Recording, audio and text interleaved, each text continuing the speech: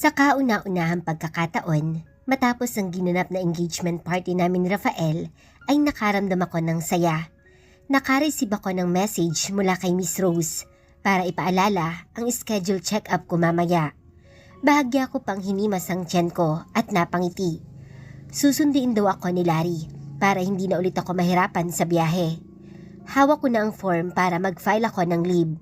Matapos ang party namin ay hindi na kami nagkausap muli ng maayos ni Rafael.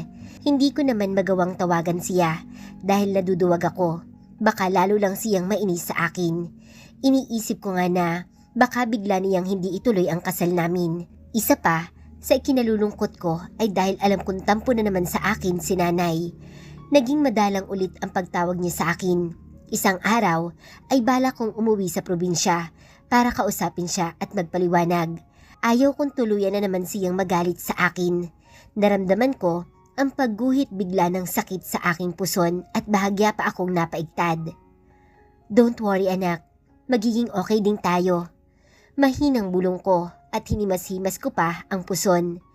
Pag-angat ko ng tingin ay namataan ko si Ma'am Abigail na nakatayo sa pintuan ng kanyang opisina at nakatingin sa akin. Humakbang siya papalapit sa akin. Tapatin mo nga ako, Miss Angela. Is it true that you're pregnant? Diretsahang tanong niya. Agad naman na sumulyap sa amin ang mga kasamahan namin sa opisina. Sa tingin ko ay hindi ko na kailangan pang itago ito sa kanila. Yes ma'am, magpapaalam nga po sana ako sa inyo na mag-half day para sa check-up ko mamaya. Sagot ko. Kitang-kita ko ang makahulugang nagkatinginan si Jonah at mga kasama niya. Si Ma'am Abigail naman ay napakurap sa inamin ko sa kanya. Ilang buwan na yan, Miss Angela? 3 months na po. 3 buwan? Napataas ang kilay niya. Mabuti na lang at suot ko noon ang aking engagement ring. Agad na dumako doon ang kanyang mga mata at napanganga siya pagkakita doon. Is that a diamond ring? Yes po ma'am. Tipid na sagot ko rito. Oh my gosh, ganyan-ganyan yung gusto ko sanang ipabili sa boyfriend ko. Bulalas niya at hinawakan ang kamay ko. Matama niyang tiningnan ng singsing. Ito nga yun, alam mo ba kung saan ito nabili ng boyfriend mo? Lalong nanlaki ang mga mata ni Miss Abigail nang sabihin ko sa kanya kung saan binili ang singsing. Mayaman si boyfriend mo no? Nakangiti niyang komento habang ang mga mata ay nasa singsing pa rin. Siguro may kakaibang epekto sa kanya ang singsing dahil biglang nagbago ang kanyang mood at nawala ang kanina ay pagtataray niya. Ibigay mo sa akin ang leave form mo at pipirmahan ko. Natuwa naman ako sa narinig. Mabilis kong inabot sa kanya ang form at agad naman niya iyong pinirmahan. Tumalikod na siya at bumalik sa opisina. Pagkaalis niya sa harapan ko ay agad akong kinulit ni Nina. Congratulations, ikakasal ka na pala. Bulong niya sa akin. Ngumiti ako kahit paan totoo ay nag-aalala ako. Paano kung biglang magbago ang isip ni Rafael ni hindi pa kami nagkakausap ulit? Ang mga wedding coordinators lang ang kumakausap sa akin tungkol sa preparasyon ng wedding namin. Magsasalita pa lang ako pero nakalapit na agad sa akin si Jonah. Totoo, ikakasal ka? Nakakalokong tanong niya. Oo naman, matapang na sagot ko. Nag-propose siya sa'yo? Oo, heto our engagement ring. Ipinakita ko pa sa kanya ang singsing na suot ko. Ha? Di ba may asawa yung boyfriend mo?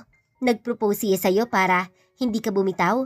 Pinangakuan ka din ba niya na ipapaanalang kasal niya sa asawa niya? Pero sinasabi ko sa'yo, tatanda ka na lang pero hindi maaanal ang kasal niya. Mabuti sana kung pinaprocess nga ang annulment. Paano kung hindi? Sinasabi ko sa'yo, Angela, masakit ang umasa. Umahon ang dugo ko sa sinasabi ni Jonah. Ang lakas ng loob niyang magkomento sa buhay ko. Kahit hindi naman niya alam ang totoo. Akmang magsasalita ako, pero naunahan ako ni Nina. Bakit parang alam na alam mo yata, Jonah? Kabit ka ba? Baliwalang tanong niya habang nag-aayos ng mga papel sa desk. Nanlaki ang mga mata ko sa narinig, pero ang nakaagaw ng atensyon ko ay ang naging reaksyon ni Jonah. Natigilan siya, parang nasapul yata siya sa sinabi ni Nina. Dahil hindi umimik si Jonah, ay sinulyapan siya ni Nina. Noon siya nakabawi at galit na sumagot. Ako? Kabit? Nakikita niyo ba ang boyfriend ko na sumusundo sa akin? Iyang kaibigan mo ang kabit. Siguro, Jonah, panahon na para malaman mo ang totoo. Binata ang boyfriend ko at ngayong buwan ay ikakasal din kami. Nakakalokang tumawa siya. Oh, tingnan natin. Mahirap umasa, girl.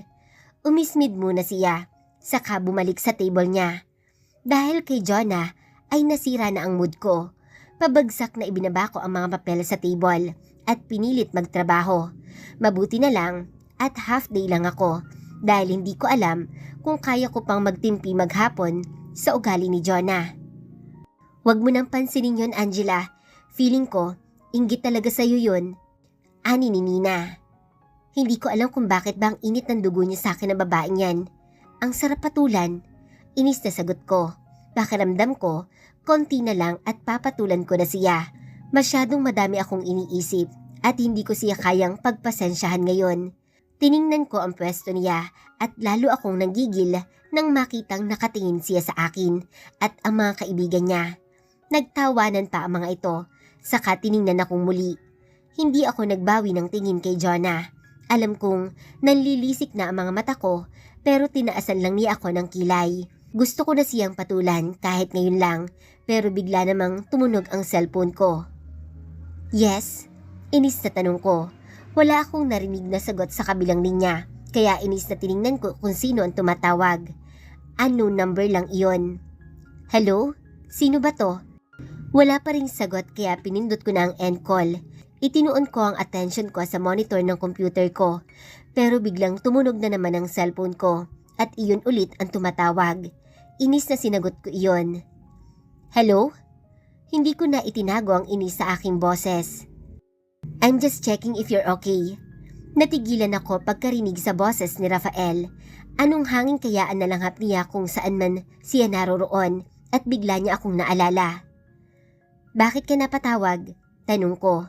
Bigla ay napabura ang inis ko at napalitan naman ng kaba. You seem in a bad mood today. What happened? At bakit naman kaya bigla siya naging interesado kung ano man ang nangyayari sa buhay ko? Kung makapagtanong siya, parang hindi niya ako binabaliwala ng ilang araw. Wala, mga katrabaho ko lang na walang magawa kundi busitin ako. Malamig na tugon ko. Sino? Seryosong tanong niya. Wala. Bakit ka nga pala napatawag? Ngayon ang check-up mo, sagot niya. Napataas ang kilay ko. Tumawag siya para sabihin ngayon ang check-up ko. Alam ko na, nasabi na sa akin ni Rose, susunduin daw ako ni Larry. Mabuti naman kung ganoon, maiksing sagot niya. Salamat. Ano kaya ang nangyayari sa lalaking ito? Nakakailang ang usapang ito dahil ilang araw siyang hindi nagparamdam. Gustuhin ko mang magtanong ay nahihiya naman ako sa kanya. Hanggang ngayon, hindi ko alam kung gaano siya kagalit sa akin dahil sa nalaman niyang naging relasyon ko kay Oliver. Okay, just let me know if there's anything else you need. Okay, iyon lang at pinutol na niya ang tawag. Ilang minuto na matapos ang usapan namin pero nakatitig pa rin ako sa aking cellphone.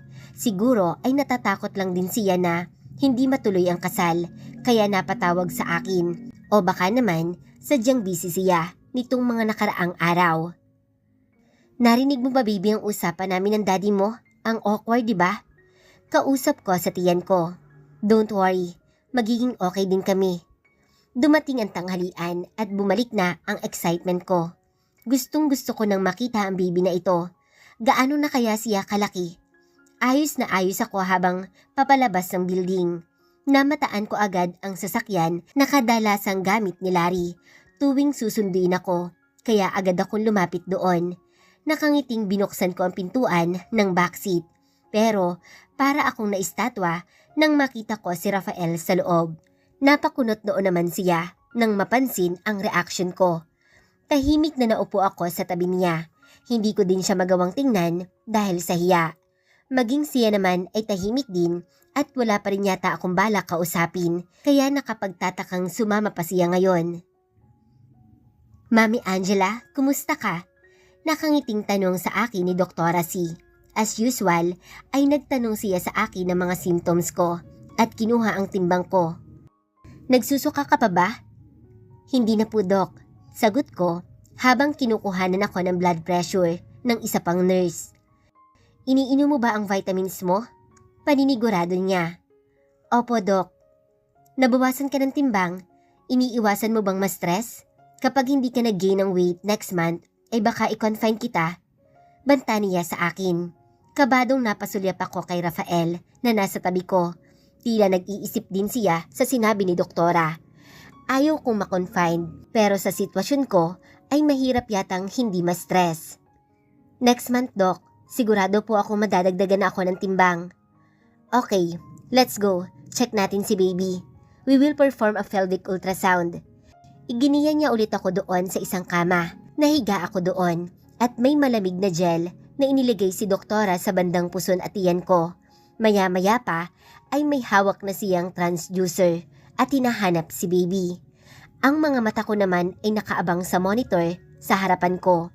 Hindi ko maintindihan ang mga image na lumalabas doon at nakikita kong nahihirapan na si doktora na mahanap ang baby. Nagsisimula na rin akong kabahan at parang gusto ko nang maiyak. Asan ka na, baby? Magpakita ka na. Hinahanap ka na ni mami at daddy, oh. Kausap ni doktora sa tiyan ko. Sinulyapan ko si Rafael na noon pala ay nakatitig na rin sa akin. Hindi ako nagbawi ng tingin. Nababasa ko din ang takot sa kanyang mga mata kahit pilitin niyang itago iyon. Inabot niya mga kamay ko at bahagya iyong pinisil. Tipid na ngumiti ako sa kanya. Ayan na mami si baby, nagpakita din sa wakas. Naagaw ni doktora ang atensyon naming dalawa. Agad na napatingin ako sa monitor at tuluyan ng nagtubig ang aking mga mata. Naroon ang maliit na figura ng isang baby. Talagang maliit pa siya, pero hugis bata na. Kita ko ang maliliit niya mga kamay at paa na animoy tumitipa at naglalangoy. Nang tingnan ko si Rafael, ay titig na titig din siya sa monitor. Ayan siya oh, pa-swimming-swimming lang. Mukhang normal at healthy naman si baby. May mga measurement na ginawa si doktora dahil may nakikita akong mga numero sa monitor. Tama naman ang laki ni baby sa edad niya. Dagdag pa ni doktora. Natapos ang check-up ko kay doktora at tulad ng nakaraan ay madami siyang bilin sa akin. Binigyan niya rin ako ng vitamins na sapat para sa isang buwan. Nakalabas na kami sa klinik niya pero hindi pa rin maalis ang ngiti ko habang nakatitig sa ultrasound result na hawak ko. He's cute. Komento din ni Rafael. Tinaasan ko siya ng kilay. Paano mo naman nalamang lalaki? I just knew. Maikling sagot niya. Napailing lang ako sa kanya at hindi nakipagtalo. Angela, I'm sorry. Napahinto ako sa paglalakad. Hindi ako makapaniwala sa narinig ko. Bakit? Kung hindi na kita kinausap after nung party, I'm sorry. Ulit ni Rafael.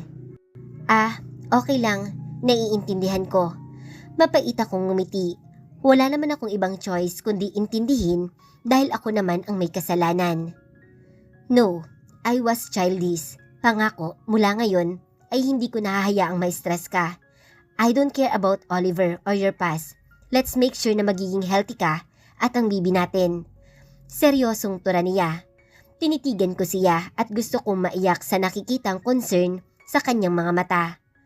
Hindi ko na napigilan ang sarili ko at niyakap ko siya. Thank you. Usal ko. Wala na akong pakialam kung ano ang isipin niya. Ang alam ko lang, masaya ako sa mga sinabi niya. Basta, darating ka sa kasal ha? Dagdag ko pa.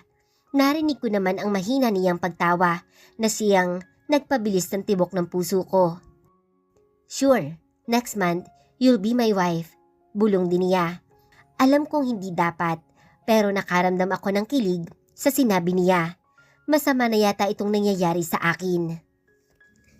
Marahan kong kinusot ang mga mata. Kanina pa akong nakatutok sa computer at nararamdaman ko na ang pananakit ng ulo. Malapit na ulit ang swelduhan, kaya busy na ulit ako. Si Jonah at mga kasama niya ay panay ang chismisan at magkakaumpok pa. Malaya silang nagkwekwentuhan dahil si Ma'am Abigail ay nasa meeting kasama ang mga managers ng iba't ibang department. Sumandal ako sa swivel chair para ipahinga saglit ang mata ko nang biglang dumating si Ma'am Abigail. Pabilis na naghiwalay ang mga grupo nila Jonah pagkakita sa boss namin. Sa pagtataka ko ay diretsyong lumapit sa akin ang boss namin. I heard your file for a vacation leave this month. Just give it to me and I'll sign it immediately. Nakangiting tura niya. Okay ma'am. Dahil sa pagkataranta ay nakalimutan ko nang itanong kung paano niya nalaman. Namataan ko si Nina na nagtatakang nakatingin din sa akin. Nagtatanong ang mga mata pero nagkibit balikat na lang ako. Kinahapunan ay maaga akong gumayak dahil imimit ko pa ang wedding coordinator at sasamahan pa niya ako para i-fit ang aking gown. Susunduin naman ako ni Larry para hindi ako mahirapan. Naroon ako sa parking ng building at hinihintay si Larry nang mamataan ko si Oliver na nakatingin sa akin. Humakbang siya papalapit sa akin kaya agad akong pumihit patalikod para umiwas. Pero bago pa ako makahakbang ay tinawag niya ako. Angela, wait!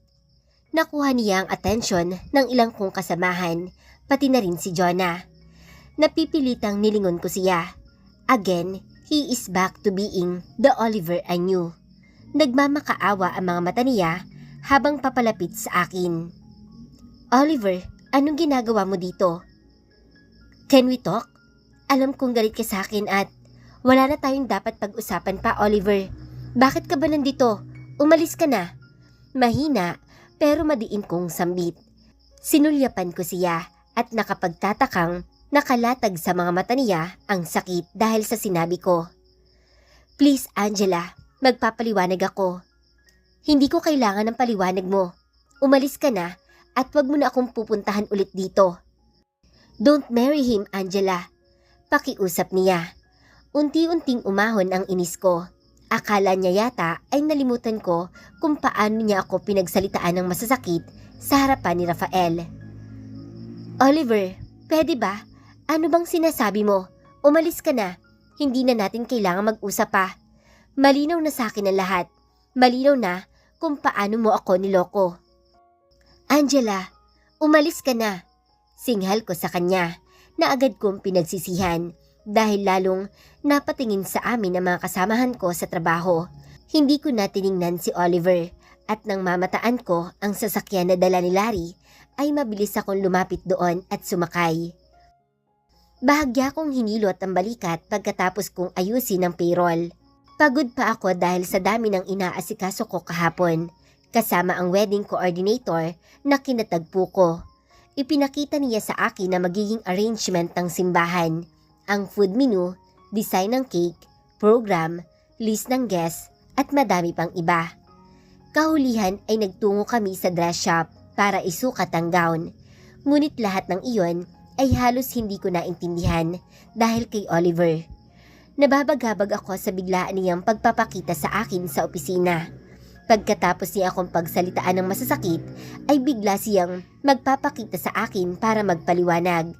Ano bang ipapaliwanag niya? Tumawag din si Rafael kinagabihan para kumustahin ako at mas pinili ko na lang na hindi sabihin sa kanya ang tungkol sa pagpunta ni Oliver sa opisina. At least hindi naman ako malandi at two-timer, hindi katulad nung isang kilala ko. Narinig kong sinabi ni Jonas sa kausap niya. Nagtaka pa ako dahil nang sulyapan ko siya at ang kausap niya ay nakatingin sila sa akin. Sinasabi ko na nga ba at may laman ang mga salita niya. Base sa mga tingin nila sa akin ay alam ko nang ako ang pinapatamaan niya dahil lang sa nakita niya si Oliver kahapon na kausap ko. Inis na tumayo ako at naglakad patungo sa pwesto ni Jonah. Nabahala naman si Ninya na agad ding tumayo at sumunod sa akin. Alam ko kung anong ginagawa mo, Jonah. Pinilit ko maging mahinahon kahit pa gustong-gusto ko siyang saktan. Ayaw kitang patulan, pero alam natin pareho na pwede kitang ireklamo sa ginagawa mo. Nakakalokang tumawa si Jonah. Oh, talaga? Ireklamo mo nga? Wala naman akong sinasabi Tinatamaan ka ba? Tiningnan ko siya ng masama, pero ngumisi lang siya. Your life is interesting kasi Angela, may ginagawa kang masama kaya deserve mo yan. Isa kang kabit, kaya dapat alam mong mapag-uusapan ka talaga. Oh wait, hindi ka nga lang pala kabit, two-timer ka din. Hindi totoo yan. Bakit ba ang hilig mong pakialaman ng buhay ko? Hindi ko na napigilan ang sarili ko. Akmang hahablutin ko ang buhok niya, pero maagap akong napigilan ni Nina. May ilang din na pumigil sa akin, pero ang mga alipores ni Jonah ay nakangisi pa sa akin. Angela, kumalma ka. Kausap sa akin ni Nina. Baka kung mapaano ka pa at ang baby mo. Sumusobra na kasi ang babae na yan. Halos hapuin ako sa galit. Pwede ba tumigil ka na? Ano bang problema mo? Si Jonah naman ang binalingan ni Nina. Bakit ako? Wala akong ginagawa. Siya ang lumapit sa akin. Katwiran ng bruhang babae. What is happening here? Gayon na lang ang takot ko nang marinig ko ang boses ni Ma'am Abigail. Tiningnan ko ng masama si Jonah, pero tinaasan lang niya ako ng kilay. Wala po ma'am, sagot ni Nina. Inakay niya na ako pabalik sa table. Pinagbasdan lang kami ni Ma'am Abigail bago pumasok sa loob ng office niya. Ang tapang-tapang takot naman pala. Bulong pa ng kasama ni Jonah. Naramdaman ko ang pananakit ng puson ko, kaya hindi ko na ulit pinatulan si Jonah. Maghapon kong tiniis ang mga patutsada sa akin ni Jonah at kasamahan niya. Pinili ko na lang na huwag siyang pansinin dahil baka maging kamukha pa niya ang magiging anak ko. Isa pa, ay nahihiya din ako kay Nina at sa ilan naming katrabaho dahil sa inasal ko. Naglalakad na ako noon papasok sa apartment ko nang may tumawag sa akin. Angela? Nilingon ko ang tumawag at marahas akong napahugot ng hininga pagkakita kay Oliver. Ano bang kailangan mo sa akin? Hindi ko na itinago ang galit sa boses ko. Pagod na ako kay Jonah at ang tanging gusto ko lang ngayon ay magpahinga. Akmang tatalikuran ko na siya pero hinawakan niya ako sa braso ko. Angela, mag-usap tayo. Ano ba Oliver? Pagod na ako. Huwag ngayon please. Dahil ba buntis ka kaya kayo magpapakasal? Imbes na tumigil ay tanong niya. Wala kang, hindi ko na natapos ang sasabihin ko dahil sa pagguhit ng sakit sa puson ko. I held my abdomen with my hand and grabbed the doorknob with the other for support. Hindi ko alam Angela kung anong nangyari, pero ang sakit lang nung malaman kong magpapakasal ka sa pinsan ko pa. Kaya ko nasabi ang mga bagay na yun sa party. I didn't mean it. Narinig ko ang mga sinasabi ni Oliver, pero wala na akong maintindihan doon dahil natuon na ang sistema ko sa pananakit ng puson ko. Bawat segundo ay tumitindi ang kirot noon at natatakot ako para sa baby ko.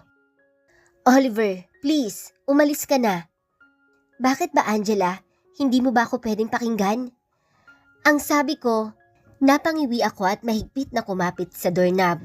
Napasigaw ako sa impit na daing ko.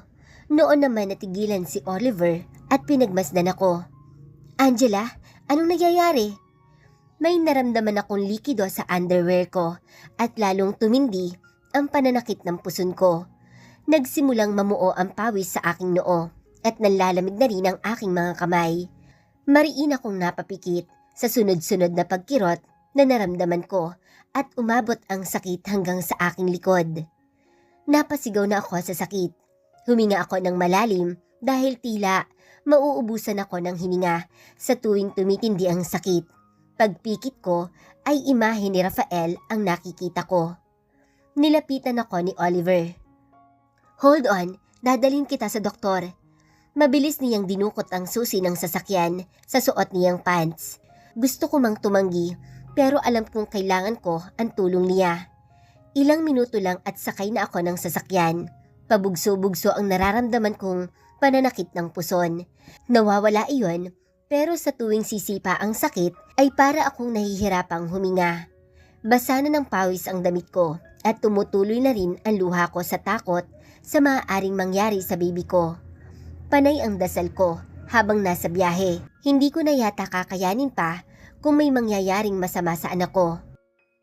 Tawagan mo si Rafael, please. Pakiusap ko kay Oliver. Kailangan ko si Rafael ngayon. Nag-aalangan ang tingin niya sa akin, pero sa huli ay kinuha niya ang cellphone. Hello, Rafael? Listen, dadalhin ko si Angela sa hospital. Ilang saglit siyang nakinig kay Rafael na nasa kabilang linya. Pagkatapos ay sinulyapan muna ako bago nagsalita. No, I went to her apartment.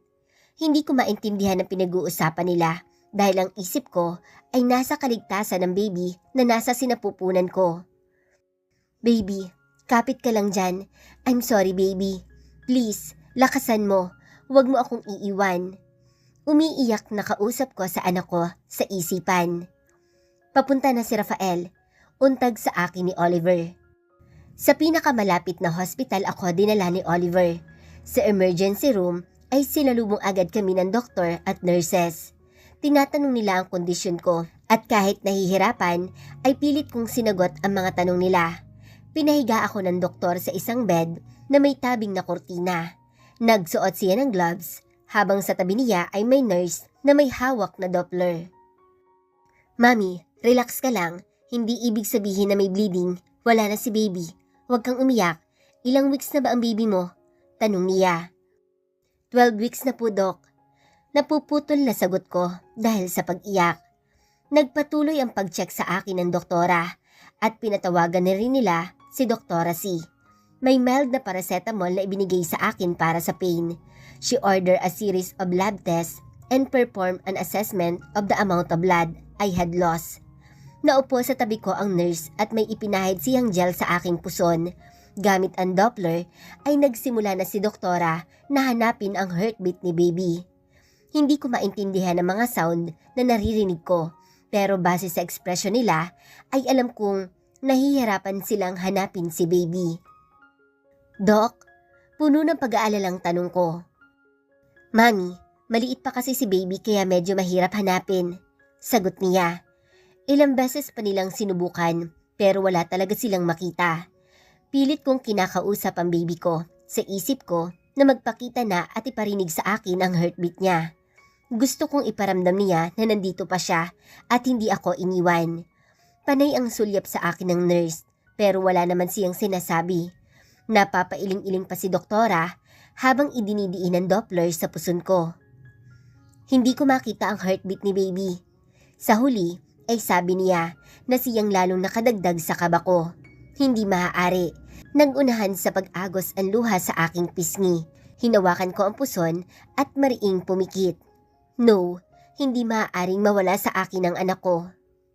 Halos lumabas ang puso ko sa dibdib dahil sa bilis ng tibok niyon. Pakiramdam ko ay nangimi ang aking mukha at maging ang aking tuhod ay nanginginig sa takot. Gayunpaman, hindi pa rin ako nawawala ng pag-asa na maayos ang anak ko. Dok, hindi ko magawang tapusin ang gusto ko sanang itanong. Seryoso na tiningnan ako ni doktora. I will request an ultrasound scan to check your baby. Tumalikod na siya at buhat sa maliit na siwang na kortina ay nakita kong may kinakausap siyang nurse. Gustong gusto ko nang malaman kung okay pa ba ang baby ko, kaya lang ay wala akong magawa. Kayo po ba ang partner ni Miss Angela? Naulinigan ko ang boses ng isang nurse na papalapit sa pwesto ko. Hindi ko naman siya makita dahil sa nakaharang na kortina. I'm her fiancé. Agad na kumalabog ang dibdib ko sa pagkarinig sa boses ni Rafael. Naglakad siya at mula sa siwang ay nakikita ko siya. Nakatalikod siya sa akin at kausap ang nurse at pinagmasdan ko siyang mabuti. Ngayong nandito siya, unti-unti nang nawawala lahat ng takot ko. Hindi ko din maintindihan ang sarili ko kung bakit ganito ang epekto niya sa akin. Biglang nahawi ang kortina na nakatabing sa bed ko at tumambad sa akin si Rafael. Tiningnan ko siya at malinaw na nakalatag sa mga mata niya ang takot at pag-alala. Hindi siya nagsasalita, nanatili lang siyang nakatitig sa akin at ako naman ang naunang magbawi ng tingin. Lumapit siya sa akin at saka nagtanong. Kumusta ang pakaramdam mo? Okay na ako. Si baby ang... Hindi ko alam kung paano ang sasabihin sa kanya. Kumunot ang noo niya at nilingon ng doktor na tumingin sa akin. Magre-request ulit ng ultrasound scan dahil hindi makita ang heartbeat ng baby ng Doppler. Marahas siyang napabuntong hininga at napasabunot pa sa buhok. What happened, Angela? Iniinom mo ba ang mga vitamins mo? O nahihirapan ka na sa trabaho mo? Maang na napatingin ako sa kanya. Hindi. Then why is this happening? Ano daw ang kondisyon ni baby? I want answer. Hindi pa man ako nakakasagot ay naglakad na siya patungo sa kinaroroonan ni doktora at ng mga nurse. Hindi ko marinig ang sinabi niya pero napansin kong nakakatawag na siya ng atensyon ng mga tao doon. Dahil doon ay kumilos sila ng mabilis. Ilang saglit lang at nakasalang na ako para sa ultrasound scan at hindi na si Rafael umalis sa tabi ko. Don't worry, Mr. Rafael. Your baby is fine. Kausap sa kanya ng doktora habang hawak ang transducer. Nakahinga ako ng maluwag pagkarinig ko doon. May contraction na naganap, Mami. Sa susunod, kailangan mag-ingat ka na. May irereseta ako sa iyo na pampakapit. You are recommended to take a bed rest para makasigurado since hindi ka pa talaga nakakaalis sa first trimester mo. Bed rest? Pero paano ako? Mag-isa lang ako sa apartment. Sinulipan ko si Rafael na nakatitig pa rin sa monitor. Bahagya nang nabawasan ang kanyang pag-alala. Paparating si Doktora C para matingnan kang mabuti. Sa ngayon, kailangan kang makonfine muna dito. Tulad ng sinabi ng doktora, ay dinala ko sa isang room. Si Rafael naman ay kung sino-sino ang kausap sa cellphone. Gusto ko sanang magtanong kung sasamahan niya ba ako dito, pero nahihiya ako. Hindi kaya malaking abala yun sa kanya. Maya-maya ay sumilip si Larry sa room ko. May hawak siyang paper bag, pati na rin ang mga pagkain at prutas. Iniabot din niya ang laptop ni Rafael. Thanks, Larry. Pwede ka munang umuwi. Pumesto si Rafael sa isang table at binuklat ang laptop. Nilingon ako ni Larry at tumango sa akin, saka lumabas na agad ng kwarto. Nagpabili ako ng mga damit para sa'yo. Wika ni Rafael. Tumayo siya at inabot sa akin ang paper bag. Sinilip ko ang laman niyon at nang sulyapan ko siya ay noon ko lang napansin na mataman siyang nakamasid sa akin. Bakas na ang inis sa kanyang gwapong mukha. Bakit? Nagtatakang tanong ko. Napabuntong hininga muna siya saka nagsalita. Aren't you gonna ask me where Oliver is? Noon ko lang naalala ang lalaki. Nasa na nga ba siya? Ni hindi na ako sa kanya nakapagpasalamat sa pagdala niya sa akin dito sa hospital. Or should I thank him? Dahil sa ngayon ay galit pa rin ako sa kanya. Dahil sa panloloko niya sa akin. Lalo pang nadagdagan iyon dahil sa nangyari ngayon. Maaaring unfair ako. Pero kung hindi siguro siya nagtungo sa opisina, ay hindi ako may stress ng ganito. Now, Rafael is once again disappointed in me. Rafael, I'm sorry. I already told you to stop talking to him, Angela. Mahina pero may halong galit na putol niya sa sasabihin ko. Bakit hindi mo magawang sundin yon? Hindi ako nakipagkita sa kanya. Katwiran ko. Then why are you with him? Bakit siya ang nagdala sa'yo dito? Sabihin mo sa'kin, nag-uusap pa ba kayo? Ramdam ko ang tinitimpi niyang galit. Tinitigan niya ako muli, pero sa pagkakataong iyon ay hindi siya nagsalita. However, the way he looked at me was enough to sense his dissatisfaction with me. Tinalikuran niya na ako para bumalik sa table niya, kaya mabilis kong inabot ang braso niya. Hindi pwedeng magalit na naman siya sa akin tulad noon. Kunot noong nilunod niya ako. Aaminin ko na. Pinuntahan niya ako sa office kahapon. Pero maniwala ka, hindi ko siya kinausap. Nanatili siyang nakamasid sa akin, kaya nagsalita ulit ako. Kanina, pumunta siya sa apartment ko. What? Anong ginawa niya sa'yo? Biglang tumaas ang boses niya. Wala. Gusto lang daw niyang magpaliwanag. Gusto mo bang mag-iskandalo ang pamilya ko? Kapag ipinagpatuloy mo pa ang pakikipag-usap kay Oliver, maniwala ka, iniiwasan ko siya. Narinig kong bumukas ang pintuan ng room ko, kaya naagaw noon ang atensyon namin. Si Doktora C ang dumating, nahawak ang result ng lab test ko. She discussed the result of the lab test at madami siyang mga paalala. Tulad ng nasabi ng unang doktor na tumingin sa akin, kinakailangan kong magpahinga. 2 linggo muna akong hindi papasok sa trabaho. Mahigpit ang bilin ni Doktora C bago siya tuluyang magpaalam. Pinagmasdan ko ang tiyan ko at hinaplos iyon. Kasalanan ko kung bakit maging ang baby namin ay nahihirapan. Nagulat pa ako nang maupo si Rafael sa tabi ko. Titig na titig siya sa akin at wala rin ang galit niya. Sinundan niya ang tingin ng tiyan ko. Saka ako tiningnan muli. Angela, I was thinking, why don't you stay at my place instead? Ha? Hindi ko naisip na alokin niya akong tumira sa bahay niya. Kapag nandun ka, mas maaalagaan ka, may mag-aasikaso sa'yo at mas mapapanatag ang loob ko. Hindi ko alam ang isasagot ko sa kanya dahil nabablangko ang isip ko.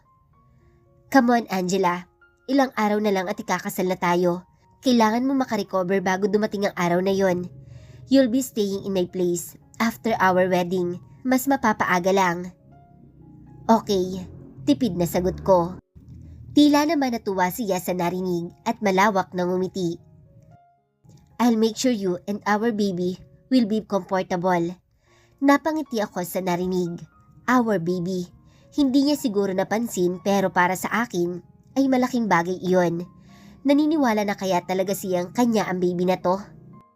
Regarding our wedding, sa bahay ka na lang pupuntahan ng mga wedding coordinator.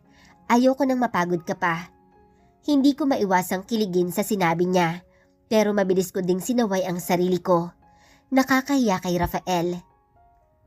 Hindi kaya lalo akong manghina kung nasa kama lang ako?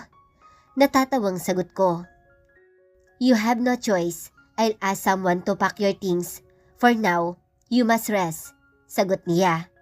Heto na naman siya at parang nag-uutos sa empleyado niya. Yes sir. Sagot ko, saka nahiga patalikod sa kanya. Matapos ang ilang minuto, ay sinulyapan ko ulit siya. Nakatutok na naman ang mata niya sa laptop. Seryosong seryoso siya. Pero hindi pa rin maikakaila ang kagwapuhan niya. Sino ba ang mag-aakala na papayag ang isang tulad niya na makasal sa akin? Lalo pa sa nakaraan at sitwasyon ko ngayon. Parang gusto kong magpasalamat kay Don Miguel. Kahit papaano, ang kondisyon niya ang dahilan kaya ikakasal kami ngayon. Paano na lang kung wala ang kondisyon niya? Paninindigan ba ako ni Rafael? Kahit pa alam kong may hangganan din ang magiging kasal namin, at least may kikilalaning ama ang anak ko. Ang inaalala ko lang ngayon ay ang sarili ko. Hindi maganda ang nararamdaman ko sa tuwing kasama ko siya. Hindi rin maganda na siya agad ang naiisip ko sa tuwing nahihirapan ako. Bagay na nakapagtataka dahil iilang buwan pa lang kaming magkakilala. Alam kong may namumuuna akong paghanga sa kanya at maging ako mismo ay nahihiya sa sarili. Stop staring, I told you to rest. Napakurap ako dahil nakatingin na pala siya sa akin. Sorry, napapahiyang sagot ko. Huling-huling niyang pinagmamasdan ko siya. Tumayo siya at naglakad papalapit sa akin. Sino kaya magiging kamukha ni baby? Naaaliw na tanong niya sa akin.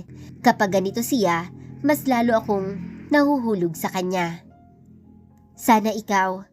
Natigilan siya at napatitig sa akin kaya mabilis akong nangatwiran. I mean, para may souvenir naman ako kapag naghiwalay na tayo. We're not married yet and you're thinking about our annulment already? Sagot niya. Gusto kong sabihin sa kanya ang dahilan pero maiintindihan ba niya? Gusto kong sabihin na kailangan kong ipaalala sa sarili ko na paulit-ulit na maghihiwalay din kami sa huli. Na isa lang kasunduan ang kasal namin.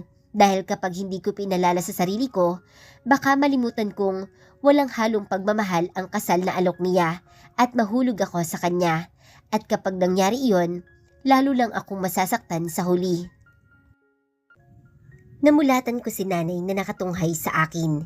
Hindi ko inaasahan na pupunta siya dito sa hospital ngayon. Naupo ako at hinanap agad ng mga mata ko si Rafael, pero wala siya roon. Si Ate Vicky lang ang namataan ko na kasama ni nanay. Nay, ate, kailan po kayo dumating? Kanina lang umaga, tinawagan kami ni Rafael, kaya nagpasama ako sa ate mo dito. Bakit hindi mo man lang ako naisipang tawagan, Angela? Tanong ni nanay. Napatungo ako. Totoong hindi ko na sila tinawagan dahil hindi ko alam kung paano ako lalapit muli kay nanay. Kasi okay na po ako, Nay. Mapapagod lang po kayo sa biyahe. Pagsisinungaling ko. Matagal bago siya nagsalita, pero ramdam kong pinagmasdan niya ako. Kumusta na kayo ni Rafael? Okay na po kami, Nay. Nag-uusap na po kami. Sagot ko. Kumusta na ang apo ko? Nag-aalalang tanong niya. Naupo siya sa gilid ng kama at bahagyang hinaplos ang tiyan ko. Huwag po kayo mag-alala, Nay. Kailangan ko lang pong magpahinga. Maayos naman po ang baby namin. Makailang beses na napabuntong hininga si nanay. Ramdam kong nag-aalangan siyang magsalita. Anak, patawad sa mga nasabi ko nung nakaraan. Sobra lang ako nagulat sa mga nangyayari. Siguro dahil doon kaya nangyari sa inyo ng apo ko yan. Bahagyang gumagaralgal ang boses niya at nang nisulyapan ko siya ay bakas na bakas ang pagsisisi niya. Nay, hindi niyo po kailangang humingi ng tawad. Naiintindihan ko po kayo. Nahihiya nga po ako sa inyo ni tatay. Sagot ko habang nakatungo. Hindi ko maiwasang sisihin ang sarili ko, anak. Patawarin mo ako. Nay, wala po kayong kasalanan. Inabot ko siya at niyakap. Si Ate Vicky naman ay tahimik lang sa isang sulok na nakamasid sa amin. Masela ng pagbubuntis mo. Paano ka nga pala ngayon? Tanong ni nanay nang bumitaw siya ng yakap sa akin. Naaalala ko na pag-usapan namin ni Rafael. Siya nga pala, Nay. Inaya po ako ni Rafael na doon na lang ako sa bahay niya. Hiyang-hiya ako habang sinasabi ko iyon.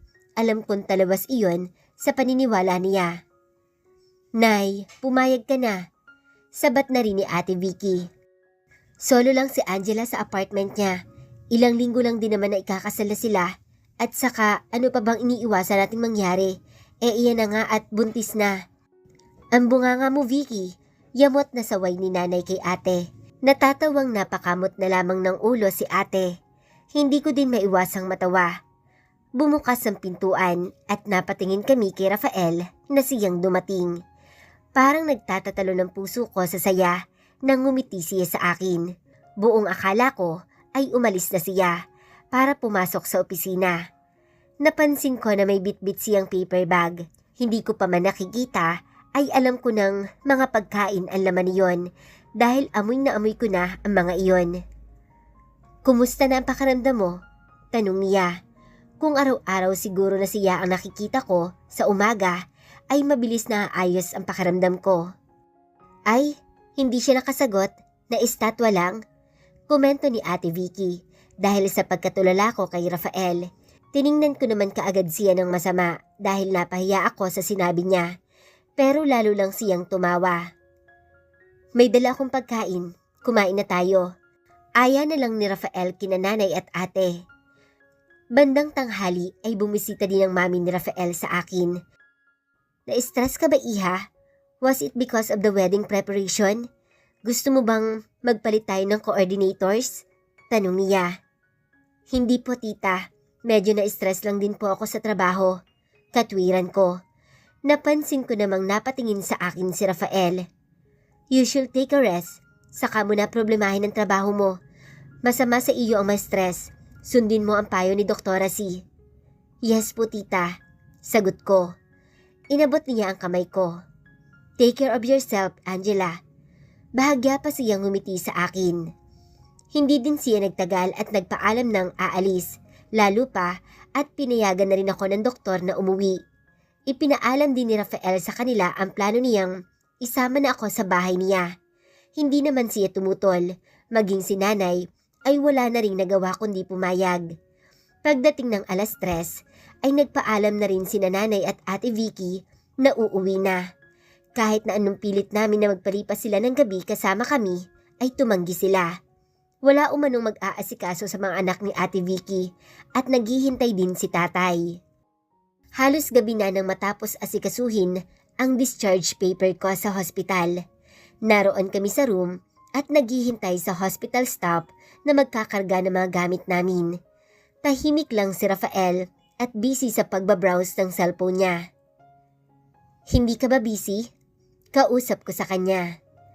I am always busy. Why? Sagot niya. Pero ang atensyon ay nasa cellphone pa rin. Hindi ka na nakapunta sa opisina dahil sa akin. It's alright. You are more important. Walang anuman, sagot niya. Gusto ko sanang isipin na pinapahalagahan niya talaga ako, pero may palagay ako na dahil iyon sa kasunduan namin. Nakakalungkot pero dapat na akong masanay. Higit sa lahat, dapat ay hindi ako umasa sa mga ipinapakita niyang kabaitan sa akin. Hindi magugustuhan ni Rafael ang isang katulad ko, na ipilig ko ang ulo sa naiisip. Anong nangyayari sa akin? How did I get to the point of wondering if Rafael will be interested in me? Ready? Rafael's voice brings me back to the present. Naroon na pala ang mga hospital staff na maghahatid sa amin. Naka-wheelchair pa ako nang lumabas kami. Tatanggi sana ako pero alam kong maiinis si Rafael kapag sinuway ko ang bili ni doktora. Tahimik lang kaming dalawa habang nasa sasakyan. Napansin kong iba na ang binagtas niyang daan kaya hindi ko naiwasang magtanong. Sa inyo na ba tayo dediretso? Yeah, sagot niya. Napakagatlabi ako. Pero ang mga gamit ko, nasa bahay na ang mga gamit mo na ipakuha ko na kay Larry kanina. Pinaiwan ko na lang doon ang mga kailangan. Ha? Nanlaki ang mga matang tanong ko. You can return there once your bed rest is over, Angela. For the time being, all that matters is you and our child. Hindi na ako nakapagtalo pa dahil alam ko namang hindi ako mananalo sa kanya. Ang totoo ay kinakabahan ako at naiilang. I don't even know where he live. Nanlaki pa ang mga mata ko nang pumasok siya sa isang exclusive subdivision. Kilala ang lugar na ito dahil doon nakatira ang karamihan sa mga sikat na artista at politiko. Dito rin ba ako titira? Tiningnan ko ang paligid at kahit medyo madilim na, ay kitang-kita pa rin kung gaano kaganda ang mga bahay doon. Each home feels like a palace, and even the gardens are exquisitely landscaped and well-lit. Hindi talaga ako makapaniwala sa mga nakikita ko. Sinulyapan ko si Rafael na nakatutok lang sa daan ang mga mata. With his good looks and fortune, I'm sure a lot of ladies are swarming around him to catch his attention. Naalala ko nung gabing sabihin ko sa kanya na buntis ako. Madami siya noong kasamang barkada at babae. Nagtutungo pa rin kaya siya sa bar na yon? Tumigil ang sasakyan niya sa tapat ng isang malaki at modernong bahay. Hindi katulad ng mansyon nila Don Miguel. Higit na malinis tingnan ang disenyo niyon. The enormous and board glass window on the second level of the house complement the architecture even further. Pagdating sa loob ay lalo akong namangha. The layout is modest, but the furniture scream wealth. White and black are the primary use throughout the space. Maging ang mga lighting ay moderno din. Sinalubong agad kami ng dalawang babae. Ang isa sa kanila ay nasa 50 na siguro ang edad. Medyo bilugan ang kanyang katawan at maiksi ang buhok. Ang isa naman ay halos kaedad ko lang o nasa 30 na. Sir Rafael, magandang gabi ho. Bati nila. Good evening. Meet Angela, ang mapapangasawa ko. Masela ng pagbubuntis niya kaya dito siya tutuloy. Please take care of her, lalo na kapag wala ako dito. Bawal siyang mapagod. Ang mga mata nila ay dumako sa akin at alam kong namumula na ako sa hiya. Magandang gabi po, Ma'am Angela. Bati nila sa akin. Hindi ako sanay na tinatawag na ma'am, kaya nahihiyang ngumiti na lang ako sa kanila. Angela, sila naman si Aling Neng at si Jessica. Sila ang makakasama mo dito. Pakilala din ni Rafael sa dalawa. Magandang gabi din po. Nauutal na bati ko sa kanila. Tila naman nagtaka sila, lalo na iyong si Aling Neng. Inayos na po namin sir mga gamit ni Ma'am Angela sa kwarto ninyo. Pagbibigay alam nila. Nagtatanong ang mga matang napatingin ako kay Rafael, pero sinulyapan lang niya ako. Thank you. Aakit na kami sa taas, sagot niya. Agad naman tinulungan nila kami sa mga dala namin. Panay din ang pag-alalay sa akin ni Rafael na anime may sakit ako at hindi kayang maglakad mag-isa. Walang kwarto sa baba. You should avoid using the stair, Angela. Kaya lahat ng kailangan mo ay dadalhin na lang nila dito sa'yo. Pagdating sa loob ng kwarto ni Rafael, ay namangha ako sa lawak noon. May sariling CR, TV at sofa. Sa isang tabi ay may study table din at bookshelf. Pagkaalis ni na Aling Leng ay kaagad ako nagtanong sa kanya. Dito ako magstay? Sila ang kusang naglagay ng mga gamit mo dito. We're getting married, so they assume na magkasama tayo sa room. Don't worry, sa ibang kwarto ako matutulog. Ayaw ko lang makahalata sila sa atin. Kapag nangyari yon, malaki ang chance na makarating kay ma'am na hindi tayo magkasama sa kwarto at baka magduda pa sila. Naiintindihan ko. Sagot ko. Nagulat pa ako nang hawakan ako ni Rafael sa kamay. Usual dress, ang sabi ni doktora. Bed rest ka ngayon. Nakangiti niyang sagot. Napanguso ako pero sumunod din. Napakalambot ng kama ni Rafael at nalanghap ko pa ang pamilyar niyang amoy sa mga unan. Pagkaupo ko ay inayos pa ni Rafael ang mga unan sa likuran ko. Anong kailangan mo para malibang ka? Cause honestly, I will not allow you to leave this bed. Diyan ka lang maghapon. Cellphone, tablet, at saka magazine na rin siguro. Sagot ko. Got it. Sagot niya. Paano ka? San ka matutulog? Tanong ko sa kanya. May tatapusin lang akong trabaho. May mga meeting ako online. Then pupunta ako sa isang guest room para doon matulog. Pwede din ako sa sofa. Don't worry about me. Nakakahiya naman. Ikaw pa ang aalis sa sarili mong kama. Pwede din namang hindi na if you want. Nakangising sagot niya. Natigilan ako sa narinig at agad na nag-init ang pisngi ko. Kunwari ay inirapan ko siya. Kahit pa ang totoo, ay apektado ng sinabi niya ang tibok ng puso ko. Tatawa-tawa lang naman siyang bumalik sa table at binuksan na ang laptop. Maya-maya ay narinig ko ng may kausap siya. Talaga namang napakasipag niya. Siguro ang swerte ng babae na mamahalin niya.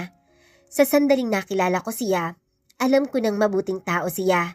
Sayang nga lang at nagkakilala kami sa panahon na magulo ang buhay ko. Siguro, kung may ipagpapasalamat ako sa sitwasyon ko ngayon, iyon ay ang nakilala ko siya. Ang nakakatakot lang, parang lumalalim na ang paghanga ko sa kanya. Napabalikwas ako ng bangon nang mamataan ko ang paligid ko. 8:00 na pala ng umaga. Tinanghali na ako ng gising dahil hindi agad ako dalawin ng antok kagabi. Pero maging si Rafael ay nagtrabaho hanggang madaling araw. Hindi ko na namalayan kung anong oras ba siya umalis sa harapan ng laptop niya. Akmang tatayo na ako nang marinig ko ang boses niya. Where are you going? Napapitlag ako. Nilingon ko siya na nakatayo sa isang tabi. Bihis na siya at kung ako ang tatanungin, lubhang nakakaakit siya kapag ganoong business suit ang kanyang suot. Kanina pa kaya siya dito? Nakakahiya naman ang gulo-gulo pa ng aking buhok. Sino ba naman ang gaganahang magising sa ganitong hitsura ko? Pupunta lang ako sa CR. Katwiran ko. Kailangan ko makapaghilamos man lang. Let me help you. Huwag na, kaya ko naman. Mabilis na sagot ko. Baka makita pa niya ng malapitan ang itsura ko. Ni hindi pa ako nakakapaghilamos. Akman lalapit pa rin siya, pero mabilis kong itinaas ang mga kamay ko para pigilan siya. Wag ka nang lalapit. Napatigil siya sa paghakbang at nakakunot noong pinagmasdan ako. What's with you? Nakakahiya, ni hindi pa ako nagsusuklay. Amin ko. Dahil baka kung ano pang isipin niya. Marahan naman siyang tumawa at napailing. I don't care as long as you and our baby are healthy. Saad niya na lumapit pa rin sa akin. Hindi naman ako makahakbang sa sinabi niya. Matagal ko nang gustong magtanong sa kanya pero sa tuwina ay naduduwag ako. Ngayon ay hindi ko na mapigilan ang sarili. Rafael, naniniwala ka bang baby mo to? Mahinang tanong ko. Alam kong madaming beses ko nang sinabing ayos lang kahit hindi siya maniwala. Pero hindi ko pa rin mapigilan ang sarili na umasa. Pansin kong natigilan siya sa tanong ko. Tinitigan niya ako at saka nagsalita. Yes, Angela. In fact, I love him already. Gumaan ang pakiramdam ko sa narinig. Labis na saya ang dulot sa akin ang sinabi niya. Sa wakas, ay naniwala na siya sa akin. Higit sa lahat, mahal niya ang anak namin. Para sa akin ay sapat na iyon. Ako din, aaminin kong hindi ako handa nung malaman kong buntis ako. Pero mahal na mahal ko na siya. Sambit ko. Inabot ni Rafael ang kamay ko at marahang hinaplos iyon. Ngumiti siya sa akin at kung hindi ko lang napigilan ang sarili ko, baka nayakap ko na siya. Actually, mahal na rin kita, Rafael. Gusto ko sanang sabihin sa kanya pero ayokong masira ang moment namin. Baka mag-init lang ang ulo niya kaya sasarilinin ko na lang muna ito. Nakakainis na, hindi ko na napigilan ang sarili ko na mahulog sa kanya. I have to go. Hindi ako pwedeng mali today. Kung may kailangan ka, nandyan lang si Aling Neng. Paalam na niya. Okay, salamat. Sagot ko. Bago siya tuluyang umalis, ay hinawakan niya ako sa magkabilang balikat. Nagulat pa ako sa ginawa niya, kaya nagtatakang pinagbasdan ko siya. Titig na titig siya sa akin at parang tinatambol ang puso ko. Please take good care of yourself, Angela. Oo naman, huwag kang mag-alala. Nakangiting sagot ko. Pilit na itinatago ang epekto ng mga titig niya. Iyon lang at naglakad na siya palabas ng kwarto. Sakalang ako nakahinga ng maluwag. Hindi ko mapigilang mapangiti sa ginawa niya. Mabilis na lumipas ang araw at natapos ko na ang 2 linggo ng bed rest. Tulad ng sinabi ni Rafael ay hindi niya ako pinabayaan. Palaging nakabantay sa akin si Aling Neng para hindi ako mahirapan. Nakapalagayang loob ko na rin sila Jessica. Ang wedding coordinator din ay kusang nagtutungo sa mansyon para makausap ako imbes na mag-meet kami kung saan-saan. Ilang araw na lang at kasal na namin, kaya labis na minamadali nila ang wedding preparation. Napapansin ko na rin ang ilang pagbabago sa aking katawan. Kasabay noon ay ang pananakit ng likod ko. Iyon ang nagpapahirap sa akin tuwing gabi. Sabi naman ni Doktora C ay normal lang iyon. As of Rafael, as usual ay napaka-busy niya sa trabaho. Madalas ay gabi ni siya nakakauwi pagkatapos ay maagang umaalis. Pero hindi siya nakakalimot na kumistahin ako. Isang araw nga ay umuwi siyang may dalang mga damit na pambuntis. Kinikilig ako dahil naisipan pa niya akong bilhan kahit hindi naman ako nagdidemand sa kanya. Sigurado ka bang papasok ka na bukas?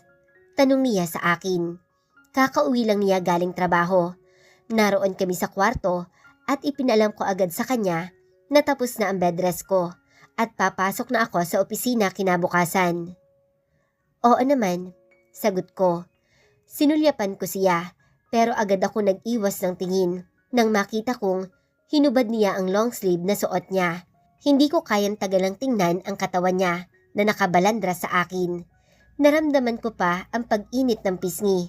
Mabuti na lang at hindi niya napapansin iyon. Nakakahiya ka, Angela. Pinagnanasahan mo ba siya? Sita ng matinong bahagi ng utak ko. Iniisip ko si Rafael. Lalaki din siya. Wala man lang bang siyang nararamdaman kahit na magkasama kami sa iisang kwarto ngayon? Ipinilig ko ang ulo. Kung ano-ano ang iniisip ko. Kailangan ko na talagang pumasok sa trabaho. Ilang araw na lang at kasal na natin. Komento ni Rafael na nagpabalik sa aking katinuan. Sa tono niya ay nahalata kong ayaw niya pa akong payagan. Hanggang ngayon na lang yung leave ko. Pwede kong kausapin ang boss mo. No, mabilis na sagot ko. Tinitigan niya ako at sinalubong ko iyon. Ayaw kong isipin nila na ginagamit kita.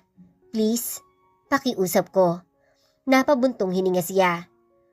Okay, kung yan ang gusto mo, basta payag na si Doktora C. Pinagbasdan ko siya. Nakapagbihis na siya at prenting na upo sa sofa. Binuksan niya ang TV at naghanap ng mapapanood. Maagap yata siyang nakauwi ngayon. Maagap ka yata ngayon? Komento ko. Yeah, pinilit kong tapusin ang trabaho nitong mga nakarang araw dahil ilang araw na lang at kasal na natin. Hindi naman ako makakabalik agad. Where do you want to spend our honeymoon? Walang anumang tanong niya. Ako naman ay para lalong nag-init ang mukha. Angela? Untag niya sa akin. Paglingon ko sa kanya ay nakakunot noo siyang nakamasid sa akin. Ah, right. Sabi ko nga, huwag na tayong lumayo. Sa Palawan na lang. Okay, sasabihin ko kay Rose. Sagot niya habang ang mga mata ay nakatutok ulit sa TV. Wala kang plano ngayong gabi? Naiilang na tanong ko. Like what? Tanong niya habang hindi pa rin ako nililingon. Ewan ko, dun sa bar, hindi ba nagpupunta ka doon? Lakas loob na tanong ko. Hindi siya sumagot kaya sinulyapan ko na siya pero sinalubong ako ng mga mata niya. Alam kong pinipigil niya ang ngiti. You mean, kung hindi na ba ako pumupunta doon kasama ng mga barkada ko para maghanap ng babae? Nakangisi siya sa akin. Lalo namang nag-init ang pisngi ko. Paanong nahulaan niya ang iniisip ko? Hindi, nanibago lang ako na maaga ka. Alam ko namang kasama sa usapan natin na pwede ka pa ring. Kung iniisip mong nagpupunta ako doon kaya ako ginagabi, you're wrong. Don't worry. Hindi naman. Sorry, natanong ko lang. Napatungo ako sa pagkapahiya. Nawalan ako ng ganang pumunta doon. I don't know why. Sagot pa niya. Itinuon na ulit niya ang atensyon sa TV, kaya hindi na ako nagtanong ulit. Somehow, natutuwa ako sa kaalamang hindi na siya nagtutungo sa bar na iyon. Hindi ko nga lang alam kung hanggang kailan. Alam ko naman na maling bawalan ko siya. Malinaw naman sa kasunduan namin na malaya pa rin kaming magpakita sa iba. Sa kaso ko naman, nauunawaan ko kung bakit binabawalan niya ako kay Oliver. And honestly, kahit ako sa sarili ko ay gusto kong iwasan si Oliver. Nasa ganoon akong pag-iisip nang masulyapan ako ulit sa gawin ni Rafael. Nagulat pa ako nang mahuli kong nakatitig siya sa akin. Hindi ko mabasa kung ano ang iniisip niya. Pero ang mga tingin niya ay sapat na para lalong magulo ang aking sistema. I wonder if he looks at the other woman in the same way. Parang ang sakit namang isipin kapag habang kasal kami, mahulog siya sa iba. Heto na nga ba ang sinasabi ko? In love na ako sa kanya. Kaya kung ano-anong pumapasok sa isip ko. Mali ito. Pero ano ang magagawa ko? Ang hirap hindi mahulog sa isang tulad niya. Ngayon ang unang araw ko ulit sa trabaho. Matapos ang aking mahaba-habang bakasyon. Sa wakas ay magkakaroon na ulit ako ng pagkakaabalahan. Sa totoo lang ay naiinip na ako dito sa malawak na mansyon ni Rafael. Bukod kina Jessica at Aling Neng, ay wala na ako ibang makausap at parang mababaliw na ako. Angela, let's go. Tawag sa akin ni Rafael. Sinulyapan ko siya habang inihahanda niya ang mga gamit. Bihis na bihis siya at hindi ko maiwasang mapangiti. Bakit ba hindi pa ako masanay sa kagwapuhan niya? Nilingon niya ako at kaagad ako nag-iwas ng tingin. Baka mapansin pa niya na tinititigan ko siya at makahalata siya sa lihim ko. Mabilis kong dinampot ang bag at saka siya hinarap ulit. Nakataas ang kilay niya nang tingnan ko siya ulit at alam kong dahil nahuli niya akong nakatingin sa kanya kanina. Parang may gusto siyang itanong pero hindi na itinuloy. Sa hiya ay nauna na akong naglakad sa kanya patungo sa parking kung saan naroon ang mga sasakyan niya. Namataan ko naman si Larry na naghihintay. Susunduin ka na lang ni Larry mamaya or whoever is available kung okay lang sa'yo. Tanong sa akin ni Rafael nang nasa sasakyan na kami. Okay lang. Minsan kasi nag-o-overtime. I don't think so, Angela. You're pregnant kaya hindi ka dapat napapagod. Putol niya sa sinasabi ko. Napataas naman ang kilay ko. Sa tingin ko, wala siya sa posisyon para kumontra. Nalimutan mo yatang hindi mo company ang pinagtatrabahuhan ko. Natatawang sagot ko. Nagkibit balikat lang siya at hindi na nagsalita pa. Naging busy na siya dahil kung sino-sino ang naririnig kong kausap niya sa cellphone. Ni hindi na yata niya namalayan na bumaba na ako ng sasakyan dahil tumango lang siya nang lingunin ko siya para sana magpaalam. Pagdating sa opisina ay masayang sinalubong ako ni Nina ng yakap. You're back. How's you and your baby? Okay naman. Actually, Pumasok ako para ituro sa'yo yung ilang maiiwang trabaho ko dahil medyo matagal ako mawawala next week. Sagot ko. Sure Angela, don't worry. Ako na ang bahala habang wala ka. Sagot naman ni Nina. Nasulyapan ko sila Jonah na nakatingin sa akin at nakakaloko ng ngumiti. Napailing na lang ako sa kanila at nagtungo na sa pwesto ko. Sinimulan ko na ang trabaho at itinuro ko na rin kay Nina ang mga files na baka kailanganin at hanapin habang nakabakasyon ako. Hindi pa kami natatagalan na nagtatrabaho at bandang 8:30 pa lang nang biglang lumabas buhat sa opisina niya si Miss Abigail. Halatang tense siya at nagmamadali siyang naglalakad kasabay ang sekretary. Sigurado ka bang ako daw? Narinig kong tanong niya sa sekretarya. Yes ma'am, the president asked for you in the office. Sagot naman ng sekretarya. Napabuga si Ma'am Abigail ng hangin at nagmamadali na siyang lumabas patungo sa elevator. Mukhang may urgent meeting si ma'am with the president wika ni Nina. Oo nga ano bang nangyari habang wala ako? Curious na tanong ko. Wala naman, tahimik naman kami dito, sagot niya. Akmang magsasalita ako nang biglang lumapit si Jonah sa table ko at sumandal doon. Pagkakita ko pa lang sa kanya ay kumulo na agad ang dugo ko pero pinigil ko ang sarili. Anong kailangan mo?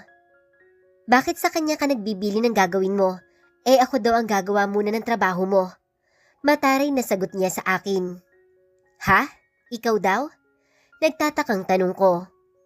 Oo, nakakapagtaka ba yun? Kung ayaw mo, sabihin mo kay Ma'am Abigail na sa iba niya iutos. Wala naman akong sinasabi. Akala mo tuwang-tuwa ako? Dagdag trabaho yung paglilib mo. Nakakaasar sa totoo lang. Ang landi-landi na nga, pahirap pa sa department. Nagpanting ang tenga ko sa narinig. Alam mo ikaw, sumusobra ka na ha? Ang dali lang sa iyong pagsalitan ako ng kung ano-ano. Irereklamo na kita. Tumayo na ako. Kung susundin ko ang galit ko, ay gusto ko siyang saktan. Pero hindi ko magawa. Nasa opisina kami at kakabalik ko lang galing sa mahabang leave. Isa pa, noong huling beses na pinatulan ko siya, ay masama ang naging epekto sa akin at sa baby. Bakit? Hindi ba totoo? Malay ko bang totoo yung bed rest na sinasabi mo? May lakas ka pa nga ng loob na makipagkita sa ex mo. Huwag kang nagsisimula ng kung ano-anong chismis dito, Jonah. Jonah, pwede ba tumigil ka na? Ano bang problema mo? Alam mo namang kagagaling lang ni Angela sa leave dahil sa pagbubuntis niya. Saway ni Nina sa babae. Ang tagal ng pabigat sa atin ng babae na yan. Kailangang apektado tayo sa love life niya, ganon? At ako pa nga ang sasalo sa trabaho niya ng malandi mong kaibigan? Pabalang na sagot niya.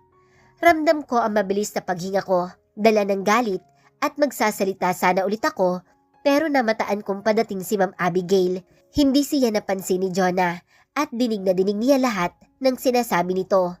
Ang mga kaibigan naman niya ay hindi siya magawang awatin dahil na rin siguro sa takot na madamay. Napansin siguro ni Jonah ang pananahimik namin lahat kaya lumingon siya at halos mawala ng kulay ang mukha niya pagkakita sa boss namin. You, to my office. Galit na baling ni Miss Abigail sa kanya bago naglakad papasok sa opisina. Inaasahan kong ipatatawag niya rin ako, pero hindi iyon nangyari. Tiningnan ako ni Jonah ng masama, saka sumunod kay Ma'am Abigail. Ako naman ay nanghihinang napaupo. Next time, wag mo na siyang patulan. Makakasama lang sa'yo at sa baby mo. Buti na lang at hindi ka dinamay ni Ma'am.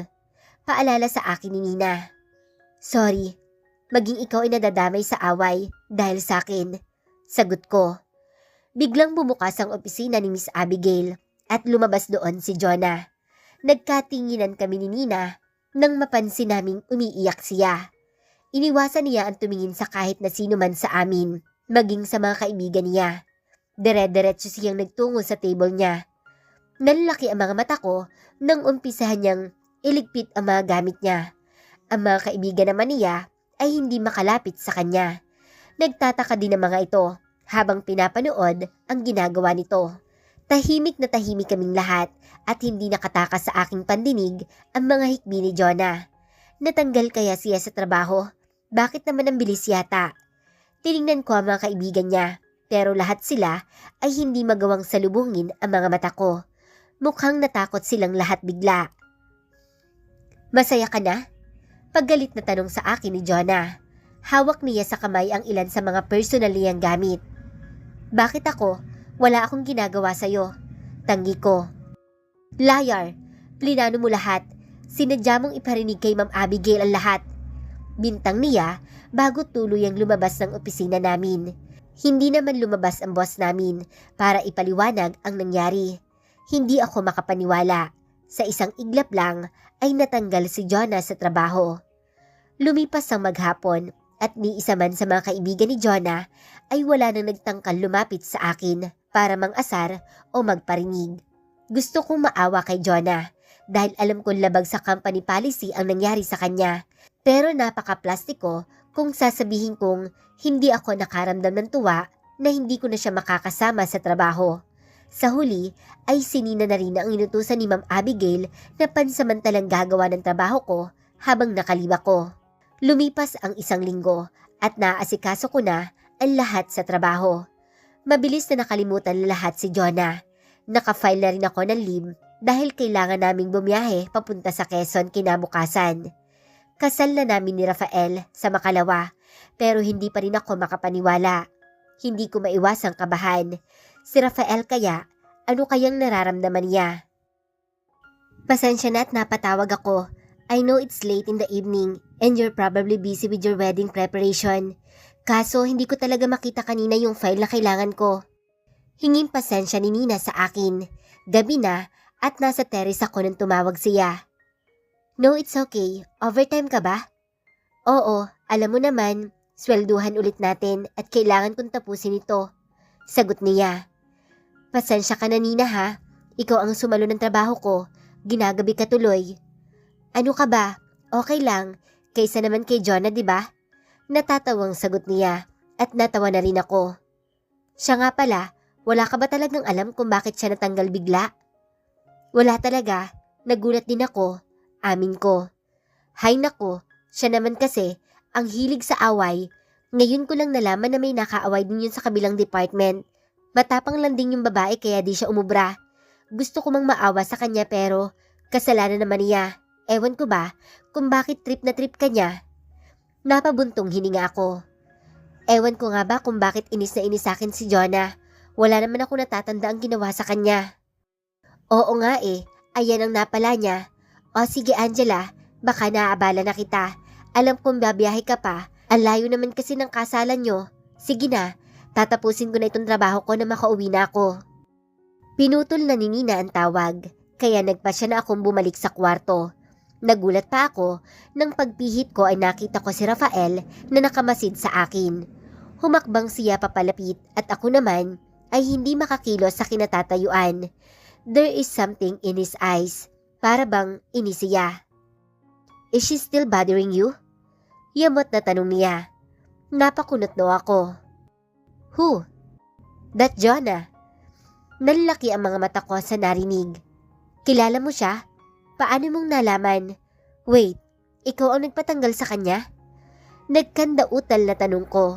Kahit hindi siya nagsalita, ay malinaw sa mga mata niya ang sagot. Bakit ginawa mo yun? Hindi mo naman kailangang gawin yun. Hindi ko na itago ang inis sa boses ko. Angela, we almost lost our baby. Sinabi mo sa akin at sa doktor na nai-stress ka sa trabaho, but you wouldn't tell me the exact reason why? Anong ginawa mo? Hindi ka dapat nakaalam sa trabaho ko. Hindi ko alam kung matutuwa ako o maiinis sa kanya. Sure, he did that to help me, pero hindi ko alam kung ano ang magiging epekto noon sa trabaho ko. Okay, I'm sorry, sagot niya. Inabot niya ang mga kamay ko at tiningnan ako sa mata. I assume she was the source of your stress. She's harassing you and you're doing nothing. I'm annoying that I can't even defend you. Alam ko, hindi kita dapat pagbawalang magtrabaho, but I'm not willing to put our child in danger. So it's either you to quit or Jonah gets fired. Hindi ako nakaimik, ni hindi ko iniisip na si Rafael ang dahilan ng lahat. Naiintindihan ko siya, pero mali pa rin na makialam siya sa trabaho ko, lalo pa at hindi ko naman siya pinakikialman sa trabaho niya. Bukod sa hindi ko naman talaga siya kayang pakialaman. I'm sorry, I won't do it again, I promise. Tiningnan ko siya at hindi ko mapigilang madala sa nakikiusap niyang mga mata. Basta sa susunod, hayaan mo na lang ako. I only did it to protect you. Ayaw pa rin niyang magpatalo. This time, gusto ko nang mainis sa sarili ko. Heto na naman ako at kinikilig kahit na hindi dapat. Aaminin kong hulog na ako sa kanya. Nung tinanggap ko ang proposal niya, inaasahan kong isang walang pakialam sa mundo na Rafael ang makakasama ko. Pero ang baby namin ang nagpapabago ng lahat. Ipinakita niyang mahal na mahal niya ang anak namin. Ang kaso, maging ako ay nadadala sa pagmamahal niya kahit na hindi dapat. Hindi ko naisip na mamahalin ko rin siya sa maiksing panahon. Pinagmasdan ko siya habang nakangiti sa akin. Ano kaya ang sasabihin mo kapag nalaman mong mahal na kita? Makangiti ka pa rin kaya sa akin? Hindi ako mapakali habang nakaupo sa malawak na kama ng hotel na kinaroroonan ko. Pinagmamasdan ko sina Ate Vicky at Nanay na nag-aayos sa mga gamit namin. Isa-isa nilang inaalis ang mga dalang damit mula sa malaking bag na bitbit nila. Nandito na kami sa Quezon at bukas na ang kasal namin ni Rafael. Kanina lang ay kasama ko siya at ang pamilya niya na bumiyahe pumunta dito. Sa isang hotel malapit sa simbahan kung saan idaraos ang kasal kami tumuloy. At dito na lang ako tinagpo ni Nanay dahil sa mga pamahiin kaya sa magkaibang kwarto kami ni Rafael tumuloy. Ayaw ko mang aminin pero lalo iyong nakakadagdag sa kaba ko. Sa katunayan ay nanlalamig na ang mga kamay ko sa nerbiyos. Sigurado ka na ba, Vicky, na kompleto itong mga gamit natin? Baka bukas ay saka tayo paspasan ng paghahanap. Pagtitiyak ni Nanay habang binubusisi ang mga gamit nila. Oo naman, Nay. Naigaya ko na lahat ng mga yan. Ikaw ba, Angela? Anong sabi noong coordinator? Tanong ni Ate Vicky habang inililipat ang damit sa isang kabinet. Nang hindi ako sumagot, ay nilingon nila ako. Hindi naman nakataka sa kanila ang pagkabahala ko. Oy, bunso, ano ka ba? Napapaano ka? Lumapit sa akin si Ate Vicky at tinabihan ako sa kama. Pilit na ngumiti lang ako sa kanila. Okay lang ako. Medyo kinakabahan lang ako, ate. Mahinang tumawa si Ate Vicky. Normal lang yan. Huwag kang mag-alala. Sigurado akong kabado na rin si Rafael ngayon sa kwarto niya ngayon. Tipid na ngumiti lang ako sa kanya. Talaga ba? I doubt he nervous or worried. Hindi tulad ko. Mukhang mahihirapan pa akong makatulog ngayong gabi. Kaya sinamahan ako ni Nanay dito sa kwarto. Pero maging sila ay hindi makabawas sa pag-aalala ko. Matulog ka ng maaga, Angela. Dahil maaga na darating ang mag-aayos sa'yo. Paalala sa akin ni Nanay. Naghanda na kaming lahat na matulog. Pero hindi talaga ako dalawin ng antok. May kung anong kaba ang nabubuo sa dibdib ko. Ang isip ko ay nasa kasal namin ni Rafael bukas. Nagpabaling-baling lang ako sa higaan. Bumangon ako ulit at napatingin naman sa akin si Nanay. Nay, pwede ba akong lumabas saglit? Tanong ko. Abay gabi na saan ka naman pupunta? Baka kumapaano ka pa dyan sa labas. Tutulagan ni Nanay. Sakto naman na tumunog ang cellphone ko. Lumukso ang puso ko sa pagkakita na galing kay Rafael ang mensahe. Are you still awake? Napangiti ako at dali-daling nagtipa ng mensahe ilang saglit lang at nag-reply din siya. Can I see you? Nay, nag-text si Rafael. May sasabihin lang siya sa akin. Dahilan ko. Hindi naman nakaimik si Nanay at si Ate Vicky naman ay tumawa. Hayaan mo na, Nay. Para ka namang hindi nagdaan ng ganyan nung ikakasal kayo ni Tatay. Tumigil ka nga, Vicky. Saway agad ni Nanay. O siya, huwag ka masyadong magtatagal, Angela. Alalahanin mo na bawal ka magpuyat. Kinakabahan man, ay nagmadali akong lumabas ng kwarto. Kung tutuusin, ay magkasama naman kami ni Rafael na bumiyahe kanina. Pero gusto ko pa rin siyang makita ngayon. Nagtungo ako sa labi ng hotel at namataan ko siya sa sofa doon na nakaupo at naghihintay. Hawak niya ang cellphone at nakatitig siya doon. Nang mag-angat siya ng tingin, ay kaagad siyang ngumiti sa akin. Abot-abot ang kalabog ng dibdib ko nang maglakad siya papalapit sa akin. Grabe ang epekto niya sa akin, pero parang ako ay wala man lang epekto sa kanya. Bakit nga pala? Tanong ko. Nothing, I just wanted to see you. Sagot niya habang nakatitig sa akin. Hindi ko naman matagalan ang mga mata niya, kaya ako na ang nagbaba ng tingin. Ang totoo, kinakabahan ako kanina pa. Amin ko. I wonder, when did I lose the ability to keep a secret from him? Come on, let's take a walk. Aya niya. Nagtataka man ay napipilitan na sumunod ako sa kanya. Ano kaya ang nangyayari sa lalaking ito? Naglakad kami sa malawak na garden sa labas ng hotel. Kung tunay lang kaming magkasintahan, ay masasabi kong napaka-romantic ng lugar na ito. The lighting enhanced the romantic atmosphere of the garden. Sinasabi ko na nga ba at magkakaganyan ka kaya inaya kitang maglakad? Pangaasar niya. Sinamaan ko lang siya ng tingin at mahina siyang tumawa. Bakit? Ikaw ba? Hindi ka ba kinakabahan man lang? Nakakaloko ang tingin niya sa akin. Hindi siya sumagot agad at akala ko ay hindi na siya magsasalita. Pero bigla siyang tumigil sa paglalakad at pinagmasdan ako. Agad naman akong nailang pero hindi ko magawang magbawi ng tingin. Honestly, kinakabahan ako kaya nga inaya kita ngayon. Amin niya. Napaawang ang labi ko sa sinabi niya. Bakit naman bigla na lang siyang umaamin ng ganito? Hindi ko tuloy alam kung ano ang iisipin. Gusto kong magtanong pero hindi ko maapuhap ang tamang mga salita, lalo na nang biglang gumuhit sa mukha niya ang kalungkutan. Angela, I believe you have a right to know about Grace. Mahinang sambit niya. Bigla akong kinabahan. Ilang beses ko nang narinig ang pangalan na iyon, pero hindi ko naman magawang magtanong kay Rafael. Hanggang ngayon, hindi ko pa rin alam kung sino ba siya sa buhay ni Rafael. Ramdam ko na ayaw niyang pag-usapan ito at ngayon ay kinakabahan ako sa isisiwalat niya tungkol sa babae.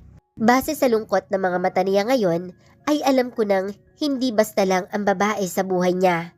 Perhaps she holds a special place in his heart. It's okay. Minsan na akong ikakasal, Angela. Putol niya sa sasabihin ko. Tinitigan niya ako at wala sa loob na napalunok ako. Unti-unti ay naramdaman ko ang pagbilis ng tibok ng aking puso, kasabay ng aking paghinga. May munting kirot doon akong naramdaman sa isiping minsan na siyang nangarap na maikasal sa ibang babae at hindi tulad ng sa akin, ginusto niyang magpakasal noon dahil sa pagmamahal. Pilit kong isinupwil ang nararamdaman. Hindi niya dapat makita sa mga mata ko ang tunay kong damdamin para sa kanya. Wala akong karapatang magselos kay Grace. Anong nangyari? Bakit hindi natuloy? Halos hindi ko na rin marinig ang sariling boses sa sobrang hina noon. She ran away the night before our wedding. Bakas pa rin ang galit at pait sa boses niya. Kaya pala, minsan na niyang sinabi sa akin na hindi siya naniniwala sa kasal.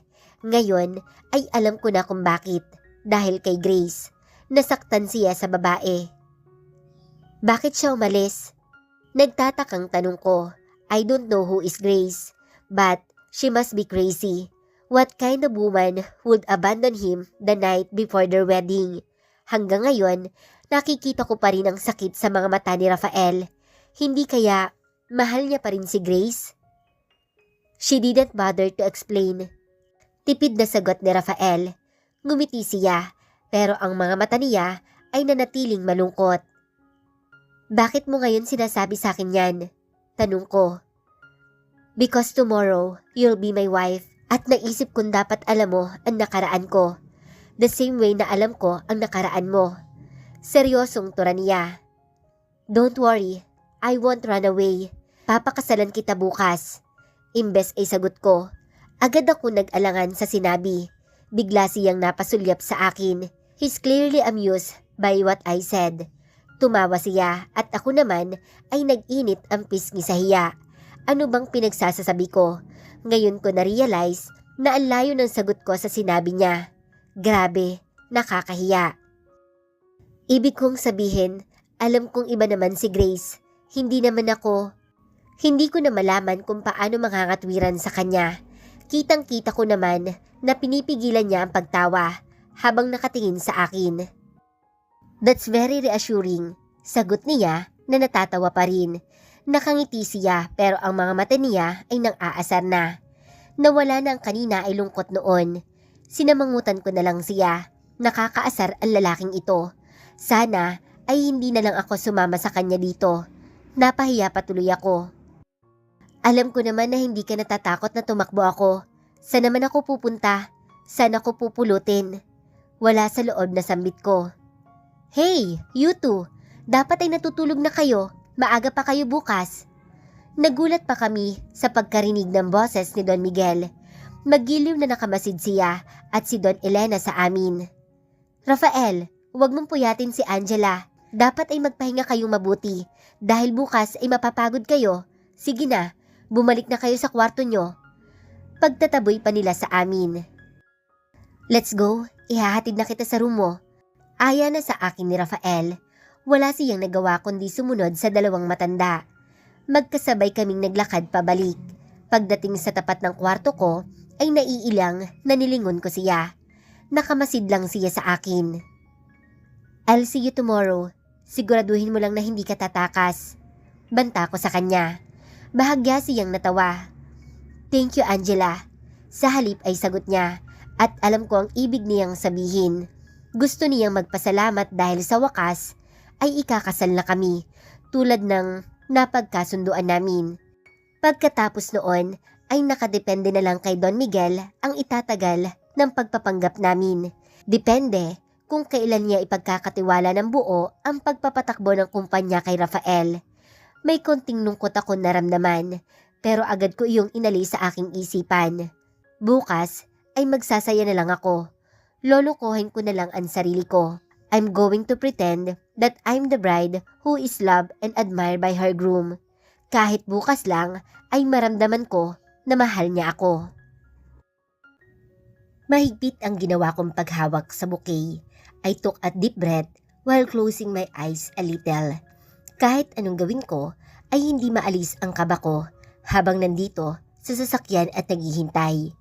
Ngayon na ang araw ng kasal namin ni Rafael at simula kanina pagkigising ko ay hindi na nawala ang kaba ko ni hindi ko magawang ngumiti ng maayos.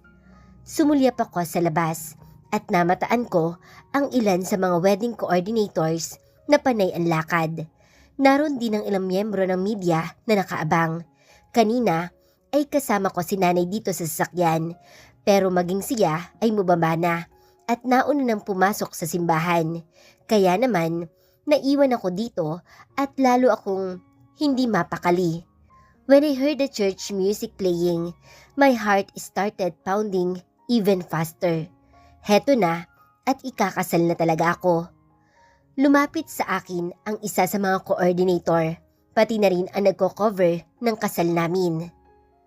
Ma'am Angela, pwede na po kayong bumaba ng sasakyan. Inalalayan niya ako sa pagbaba at sunod-sunod naman ang pag-flash ng kamera. Ilang beses pa nila akong kinuna ng larawan at sa iba't ibang anggulo. Pagkatapos noon ay narinig kong may nagradyo sa coordinator kaya nagmamadali na niya akong niyaya sa may bandang pintuan ng simbahan. Dito ka po tumayo, ma'am. Pagbukas po ng pintuan, saka ka lalakad ng dahan-dahan para makuhanan ng maayos ang pagpasok mo. Bili niya sa akin. Sa totoo lang, ay wala akong maunawaan sa mga sinasabi niya dahil nanginginig ang tuhod ko at nalalamig na ang mga kamay ko sa kaba. Natatakot ako na baka madapa ako sa mismong araw ng aking kasal. Ilang beses pa akong humugot ng malalim na hininga para kalmahin ang sarili. Suddenly, the music changed to one commonly heard at weddings. Naririnig ko ang napakagandang boses ng babae na kumakanta. Before I could even figure out the title of the song, the church doors slowly opened. Tumambad sa akin ang napakalaking wedding ark na punong-puno ng mga sariwang bulaklak. Karamihan ay pink at puti ang kulay noon. Mula sa entrance hanggang sa unahan ng simbahan ay puno ng mga bulaklak.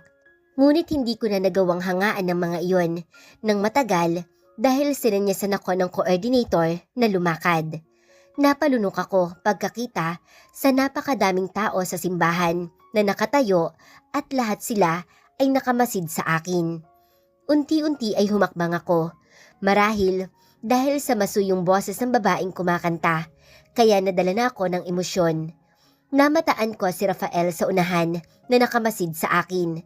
Nakatitig siya sa akin at nagsimulang magtubig ang aking mga mata. Alam ko sa sarili na mahal ko siya at napakaswerte ko na maranasang maikasal sa kanya kahit pa hindi niya ako mahal. Sinalubong ako nila tatay at nanay. Hindi nakatakas sa akin ang pagtulo ng luha ni nanay at tatay pagkakita sa akin. Noon na tuluyang pumatak ang mga luha ko. Hindi ko na alam kung masaya ba ako o nakakaramdam ako ng guilt. Ikinawit ko ang mga kamay ko sa kanilang braso. Nahagip din ng aking paningin si Ate Vicky na umiiyak sa kanyang pwesto. Pagdating namin sa unahan ng simbahan ay si Rafael naman ang nagmano kina nanay. Pagkatapos ay inabot na niya ang kamay ko. When our eyes met, I saw delight in his eyes. Hindi ko maipaliwanag iyon. When I was next to him, my nervousness vanished like a puff of smoke. Inilalayan niya ako sa upuan namin at nagsimula na ang sermon ng pari na magkakasal sa amin. Madami siyang mga paalala sa buhay mag-asawa. Sayang lang at palabas lang ang kasal naming ito. Habang sinasabi ni Rafael ang wedding vows niya, ay titig na titig ako sa kanya. Magaling lang kaya talaga siyang umarte dahil damang-dama ko ang sincerity niya. O dahil ba sa nararamdaman ko sa kanya, kaya nadadala ako ng mga sinasabi niya. Nagulat pa ako nang biglang nag-announce ang pari. I now pronounce you husband and wife. You may kiss the bride. Nanlaki ang mga mata ko at napaawang ang mga labi ko. Inilibot ko ang mga mata sa paligid at damandama ko ang antisipasyon ng mga tao habang nakamasid sa amin. Maging ang photographer ay nakahanda. Ngumiti lang si Rafael at inabot ang kamay ko habang ako ay parang tinatambol ang dibdib. Sa isang iglap, naramdaman ko ang paglapat ng labi niya sa labi ko. Akala ko ay magiging mabilis ang halik na igagawad niya sa akin. Kaya nagulat pa ako nang palalimin niya iyon. Automatikong napahawak ako sa braso niya at ang isang kamay naman niya ay pumulupot sa aking bewang at bahagya pa akong hinila palapit sa kanya. Kung hindi lang sa palakpakan at sigawan ng mga tao sa simbahan, ay malilimutan ko na kung nasaan kami. Halos maistatwa pa rin ako nang bitawan niya ang aking labi. Sabay kaming humarap sa mga bisita at namataan ko ang pamilya namin na masayang masaya, lalo na si Don Miguel. Ngunit ang hindi ko inaasahang makita na isa sa mga bisita ay si Oliver. Sa mga nakaraang araw ay nalimutan ko na siya. Halos manlisik ang mga mata niya na nakatingin sa akin at agad nawala ang ngiti ko pagkakita sa kanya. Hindi naman ako nagpahalata at muli kong itinuon ang mga mata kay Rafael. Iniwasan ko na siyang tingnan muli. Ilang saglit pa ay pinagmasdan ko na ang mga ninong at ninang na kinuha namin na pipirmahan ang wedding contract namin ni Rafael. Ilang beses pa kaming nagpa-picture sa mga bisita. Noon ko lang napansin na karamihan sa kanila ay mga politiko na malalapit umanong kaibigan ni Don Miguel. May ilang ding artista akong namataan. Kung tutuusin, kung gugustuhin ni Rafael ay pwede siyang makakuha ng asawang artista. Pero heto siya at pinili ako. Hindi kaya siya nang hihinayang? Matapos ang seremony sa simbahan ay magkasama na kami sa sasakyan habang bumabiyahe patungo sa resepsyon. Napapansin ko ang mga pasulyap ni Rafael sa akin at hindi ko maiwasang mailang. Isang beses pa na nahuli ko siyang nakatingin ay kunot-no ko na siyang tinitigan. Bakit ba? Hindi ko na napigilang itanong. Nothing, you look so pretty today. Komento niya. Natigilan naman ako. Pinapataas mo na naman ang aking confidence? Nailing na napabuntong hininga siya. I am just giving you a compliment. You really are pretty. Ngayon mo lang nalaman? Biro ko. Matagal na, ngayon ko lang sinabi sa'yo. Tura niya. Hindi ko na magawang magsalita dahil doon. Tinitigan naman niya ako nang mapansin ang reaction ko. Pagkatapos ay saka mahinang tumawa. Nang makarating kami sa reception ay nagsimula agad ang programa. Hindi ko na mabilang kung ilang beses kami ni Rafael na nag-kiss. Habang ako ay apektado ng bawat halik niya. Alam kong para naman sa kanya ay baliwala iyon. Let's give the floor to our newlywed for their first dance as a husband and wife. Anunsyo ng event host. Agad na tumayo si Rafael at inaya ako sa gitna. Dumilim ang paligid at nasentro sa amin ang ilaw. Dumako ang mga kamay niya sa aking bewang at sa akin naman ay balikat niya. Mula sa tama ng mga ilaw ay pinagmasdan ko siya. Hindi pa rin ako makapaniwala na asawa ko na siya. Sa ngayon, hindi ko na pinigilan ang sarili at pinakatitigan ko siya. Kung pwede lang na huwag ng kumurap ay gagawin ko because I want to memorize this moment. Gusto ko, sa tuwing babalikan ko ito sa aking alaala, ay malinaw na malinaw ang lahat. Nakatitig lang din sa akin si Rafael na para bang totoong may nararamdaman siya para sa akin. Muli ay nahipnotismo na naman ako ng kanyang mga mata. Nakatitig lang kami sa isa't isa na para bang walang ibang tao sa paligid namin. Bahagya siyang ngumiti at maging ako ay nadala niyon. Hanggang sa natapos ang music ay titig na titig pa rin kami sa isa't isa. Nagsalita ang host at si tatay naman ang kasunod na nagsayaw sa akin. Pagkatapos ng ilang programa ay sakalang kami nabigyan ng tsansa na makapagpahinga. Naupo kami noon at magkatabi ng mapansin ko ang isang babaeng nakatitig kay Rafael. Sinulyapan ko si Rafael at noon ko nakitang nakatitig din siya sa babae. Bahagyang nakakunot ang kanyang noo at ang mga mata ay tila nagtatanong. Muli kong itinuon ang mga mata sa babae. Maganda siya. Kahit nakaupo ay sigurado akong matangkad siya. Higit na matangkad sa akin. Mahaba ang alon-alon niyang buhok na kulay brown. Bumagay iyon sa kanyang maputing kutis. Tipid na ngumiti siya na mapansin na nakatingin ako sa kanya.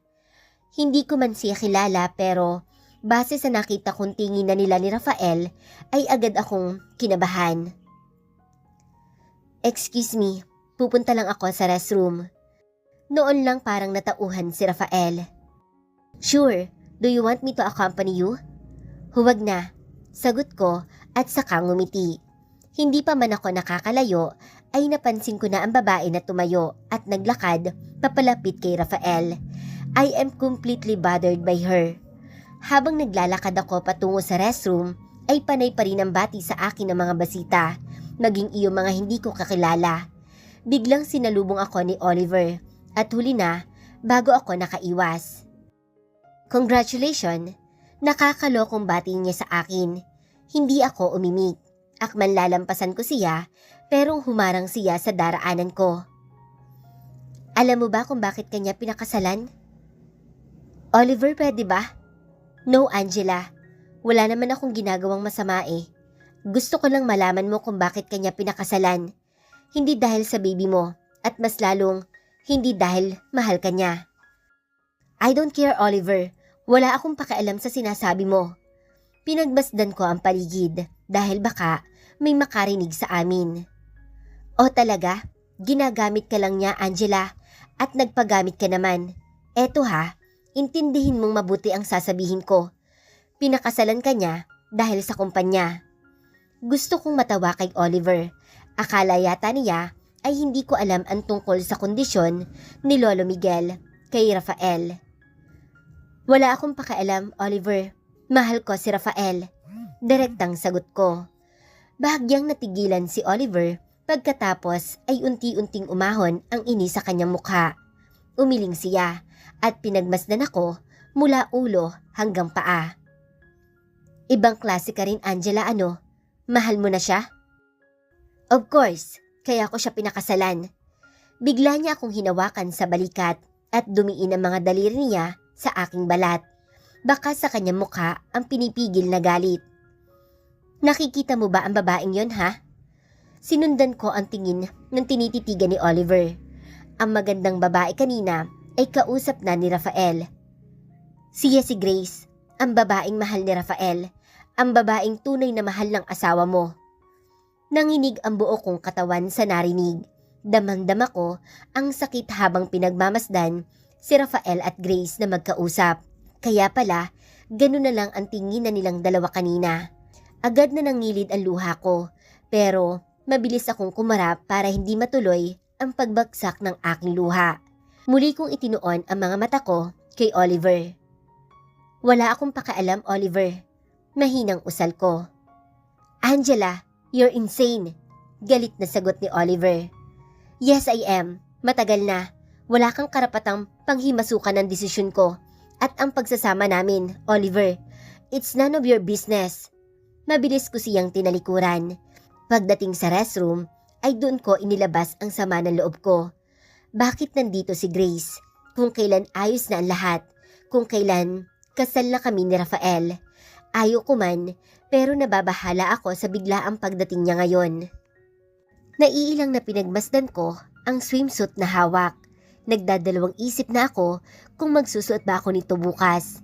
Dahil nasa ika-4 na buwan na ako ng aking pagbubuntis. Hindi pa man kalakihan ng tiyan ko. Pero halata na at hindi na ako komportable. Nilingon ko si Rafael na prenteng nakahiga sa sunlounger. Nasa Palawan na kami para sa honeymoon umano namin. Ako naman ang umayaw na lumayo pa kami dahil ayaw kong mapagod pa. Isang luxury hotel ang tinuluyan namin kung saan tanaw ang beachfront at malawak na swimming pool mula sa mga rooms. Tunay din na nakamamangha ang interior ng bawat rooms. Moderno ang mga kagamitan sa loob at mula sa malawak na bintana ay kitang-kita ang malawak na dagat. Ngunit maging ang magandang view sa labas ay hindi sapat para pakalmahin ang aking puso. Simula nung makita ko si Grace noong kasal namin ay hindi na ako napanatag. Hinintay kong ipakilala siya sa akin ni Rafael pero hindi iyon nangyari. Ni hindi din siya nagbanggit ng tungkol sa dalaga. Sa pasimple kong pagmamasid, ay napansin ko na iniwasan ni Grace ang mga kapamilya ni Rafael at ni isa sa kanila ay walang bumanggit ng tungkol sa babae. Hanggang sa natapos ang selebrasyon ng kasal namin, hindi na nawaglit sa isip ko ang biglaang pagdating ni Grace. Napabuntong hininga ako habang pinagmamasdan si Rafael. Kahit ano talagang suot niya ay napakagwapo niyang tingnan. Tulad ngayon na nakakasual lang siyang shirt at short. Ready? Nandito na rin lang tayo. Might as well enjoy this vacation. Sobrang tagal na nung huli kong bakasyon sa trabaho. It's late in the afternoon and he's invited me to go kayaking. Muli kong pinagmasdan ang hawak na damit. Isusuot ko ba to? Maiksi iyon at siguradong labas ang tiyan ko kapag iyon ang sinuot ko. Pagsulyap ko kay Rafael ay nakatingin rin siya sa damit na hawak ko. Ano kasi? Parang ayaw kong isuot ito. Amin ko. Bakit? Nagtatakang tanong niya. Hindi ba mataba na ako? Nagsisisi ako sa tanong ko dahil sinuyod niya ako ng tingin mula ulo hanggang paa at agad akong na-conscious. Of course, there will be a changes in your body because you're pregnant. Di mataba na nga ako. Irap ko. Oh come on, you gain weight because you're pregnant. Which is a good thing. What did Dr. C say last month? Ang sabi niya, dapat mag-gain ka talaga ng weight ngayong month. Hindi ako nagsalita at narinig ko ang pagbuntong hininga niya. Angela, alam ko naman, binibiro lang kita. Tara na, hindi ko na isusuot itong swimsuit. Hindi na magandang tingnan sa akin. Ani ko. I think you look great in that swimsuit. Anyway, you still need to wear a life jacket. Hindi ko naman masabi sa kanya na nanliliit ako dahil sa kanya. Ang gwapo niya masyado kapag itinabi sa akin. Magkasabay na kaming nagtungo sa beach. Simpleng short at tank top na lang ang isinuot ko. Inalalayan niya ako mula sa pagsusuot ng flotation device hanggang sa makasakay ako sa kayak. Nagsimula siyang magpaddle at tahimik ko lang siyang pinagmasdan. Wow! What a view! Bulalas niya habang nakamasid sa kalawakan ng dagat. I continued to watch him as he paddled. Kitang-kita ang matipuno niyang katawan dahil sa suot niya. Kaya naman, hindi nakaligtas sa akin ang nakukuha niyang atensyon sa mga kababaihan kanina. Yup, what a wonderful view. Ayon ko din habang nakatingin sa kanya. Wala siyang kamalay-malay sa tumatakbo sa isipan ko. Do you think it's a good idea for you to go on island hopping tomorrow? Okay lang kaya yun sa buntis? Itinuon niya ang mga mata sa akin and I quickly regained my composure. Siguro naman pwede ako, sagot ko. Sinulyapan niya ako saka naiiling na tumawa. Gusto mo lang mag-island hopping eh. Sanay naman ako sa beach, ang daming magagandang beach sa lugar namin. Mag-iingat naman ako. Okay, if you like, we can go to the beaches you're referring to one day. Nakangiting sagot niya. Bigla naman akong nabuhayan ng loob. At least, may plano pa rin siyang kasama ako. Even so, I don't want to get my hopes up. Lalo pa, at nakita ko kung paano niya tingnan si Grace noong kasal namin. Unti-unting nabura ang ngiti ko nang maalala na naman ang babae. Hey, hindi ka ba nag-e-enjoy? Tanong niya, baka sa pag-aalala sa mukha. Siyempre enjoy ako, may naalala lang ako. Ano, or should I ask, who? Tanong niya. Nagtatakang pinagmasdan ko siya. Tama ba ang nakikita ko na parang naiinis siya? Okay, total, nandito na rin lang tayo. Paano kayo nagkakilala ni Oliver? Ha? Hindi si Oliver ang iniisip ko. Imbes ay sagot ko. Nagkibit balikat lang siya at hindi na sumagot. Nagpatuloy lang siya sa pagsagwan at parang wala na akong balak kausapin ulit. Okay, sasabihin ko na sa'yo kung paano kami nagkakilala ni Oliver. Agad naman niyang ibinaling sa akin ang atensyon. Hindi sa nagmamalinis ako, pero totoong hindi ko alam na may asawa siya nung una kaming magkakilala. Niligawan niya ako at kung kailan minahal ko na rin siya, saka ko naman nalaman na may asawa na siya. Bastard, bulong ni Rafael. Pinagmasdan ko ang paligid. Kalmado ang dagat at napakatahimik ng paligid. Iyon siguro ang dahilan kung bakit nagagawa ko magkwento kay Rafael nang walang kahirap-hirap. Pero nung nalaman ko na kasal na si Oliver kay Lucy, ipinagpatuloy ko pa rin ang relasyon sa kanya. At sa part na yon, alam ko na mali ako. Ang sabi niya kasi, matagal na silang hiwalay. Naniwala naman ako sa kanya. Pinagsisihan ko talaga lahat. Kung pwede ko lang ibalik ang panahon, pipigilan ko ang sarili ko na mahulog sa kanya. Ang tanga ko kasi. Sinulyapan ko si Rafael at nun ko lang napansin na nakatitig siya sa akin. Malungkot din siyang ngumiti, tila nakikisempat siya sa akin. But then, I won't met you. Naguluhan ako sa sinabi niya. So mas gusto mo ang sitwasyon natin ngayon? Hindi siya sumagot at nagkibit balikat lang kaya nilakasan ko na ang loob ko. Kung makakabalik ka sa nakaraan, magpo-propose ka pa rin ba kay Grace? Halata namang nagulat siya sa tanong ko. Probably not. I realize I shouldn't have proposed to her that time. Sino ba ako ng mga panahon na yon? I graduated of Master in Management with 3 years of working experience. Ni wala akong napatunayan. That's probably why she walked out on our wedding. Bakit ba nagtanong pa ako ng tungkol kay Grace? Alam ko namang masasaktan lang siya sa isasagot niya. Kung hindi ka siguro nag-propose agad sa kanya noon, baka kayo pa. At kung ngayon mo siya inayang magpakasal, siguradong papayag siya. Baka siya pa ang asawa mo ngayon. Pilit kong inalis ang lungkot sa boses, pero bigo ako. Sana lang ay hindi siya makahalata. That's not it, Angela. Ang totoo, hindi ko din alam kung anong gusto ko. Naguguluhan ako ngayon. Normal lang yan. Magiging okay din siguro kayo ni Grace. In fact, kung makikita ka niya ngayon, baka magsisisiya na iniwan ka niya noon. Iniwasan kong tingnan si Rafael habang sinasabi ko iyon. You know what? We should probably go back to our room. I'm starving. Putol niya sa usapan. Pilit naman akong ngumiti at tumango kahit pa ang totoo ay nabalot ako lalo ng matinding pagkabahala sa tinakbo ng aming usapan. Wala kaming imikan ni Rafael habang naglalakad pabalik sa hotel. Maging siya ay tila naapektuhan ng usapan namin. Tahimik lang siya na parabang kay lalim ng iniisip. Saktong nasa labi na kami ng hotel nang may mahagip akong pamilyar na figura. Napakunot ang noo ko. Hindi ako maaaring magkamali. Kilalang kilala ko siya. Jonah, anong ginagawa niya dito?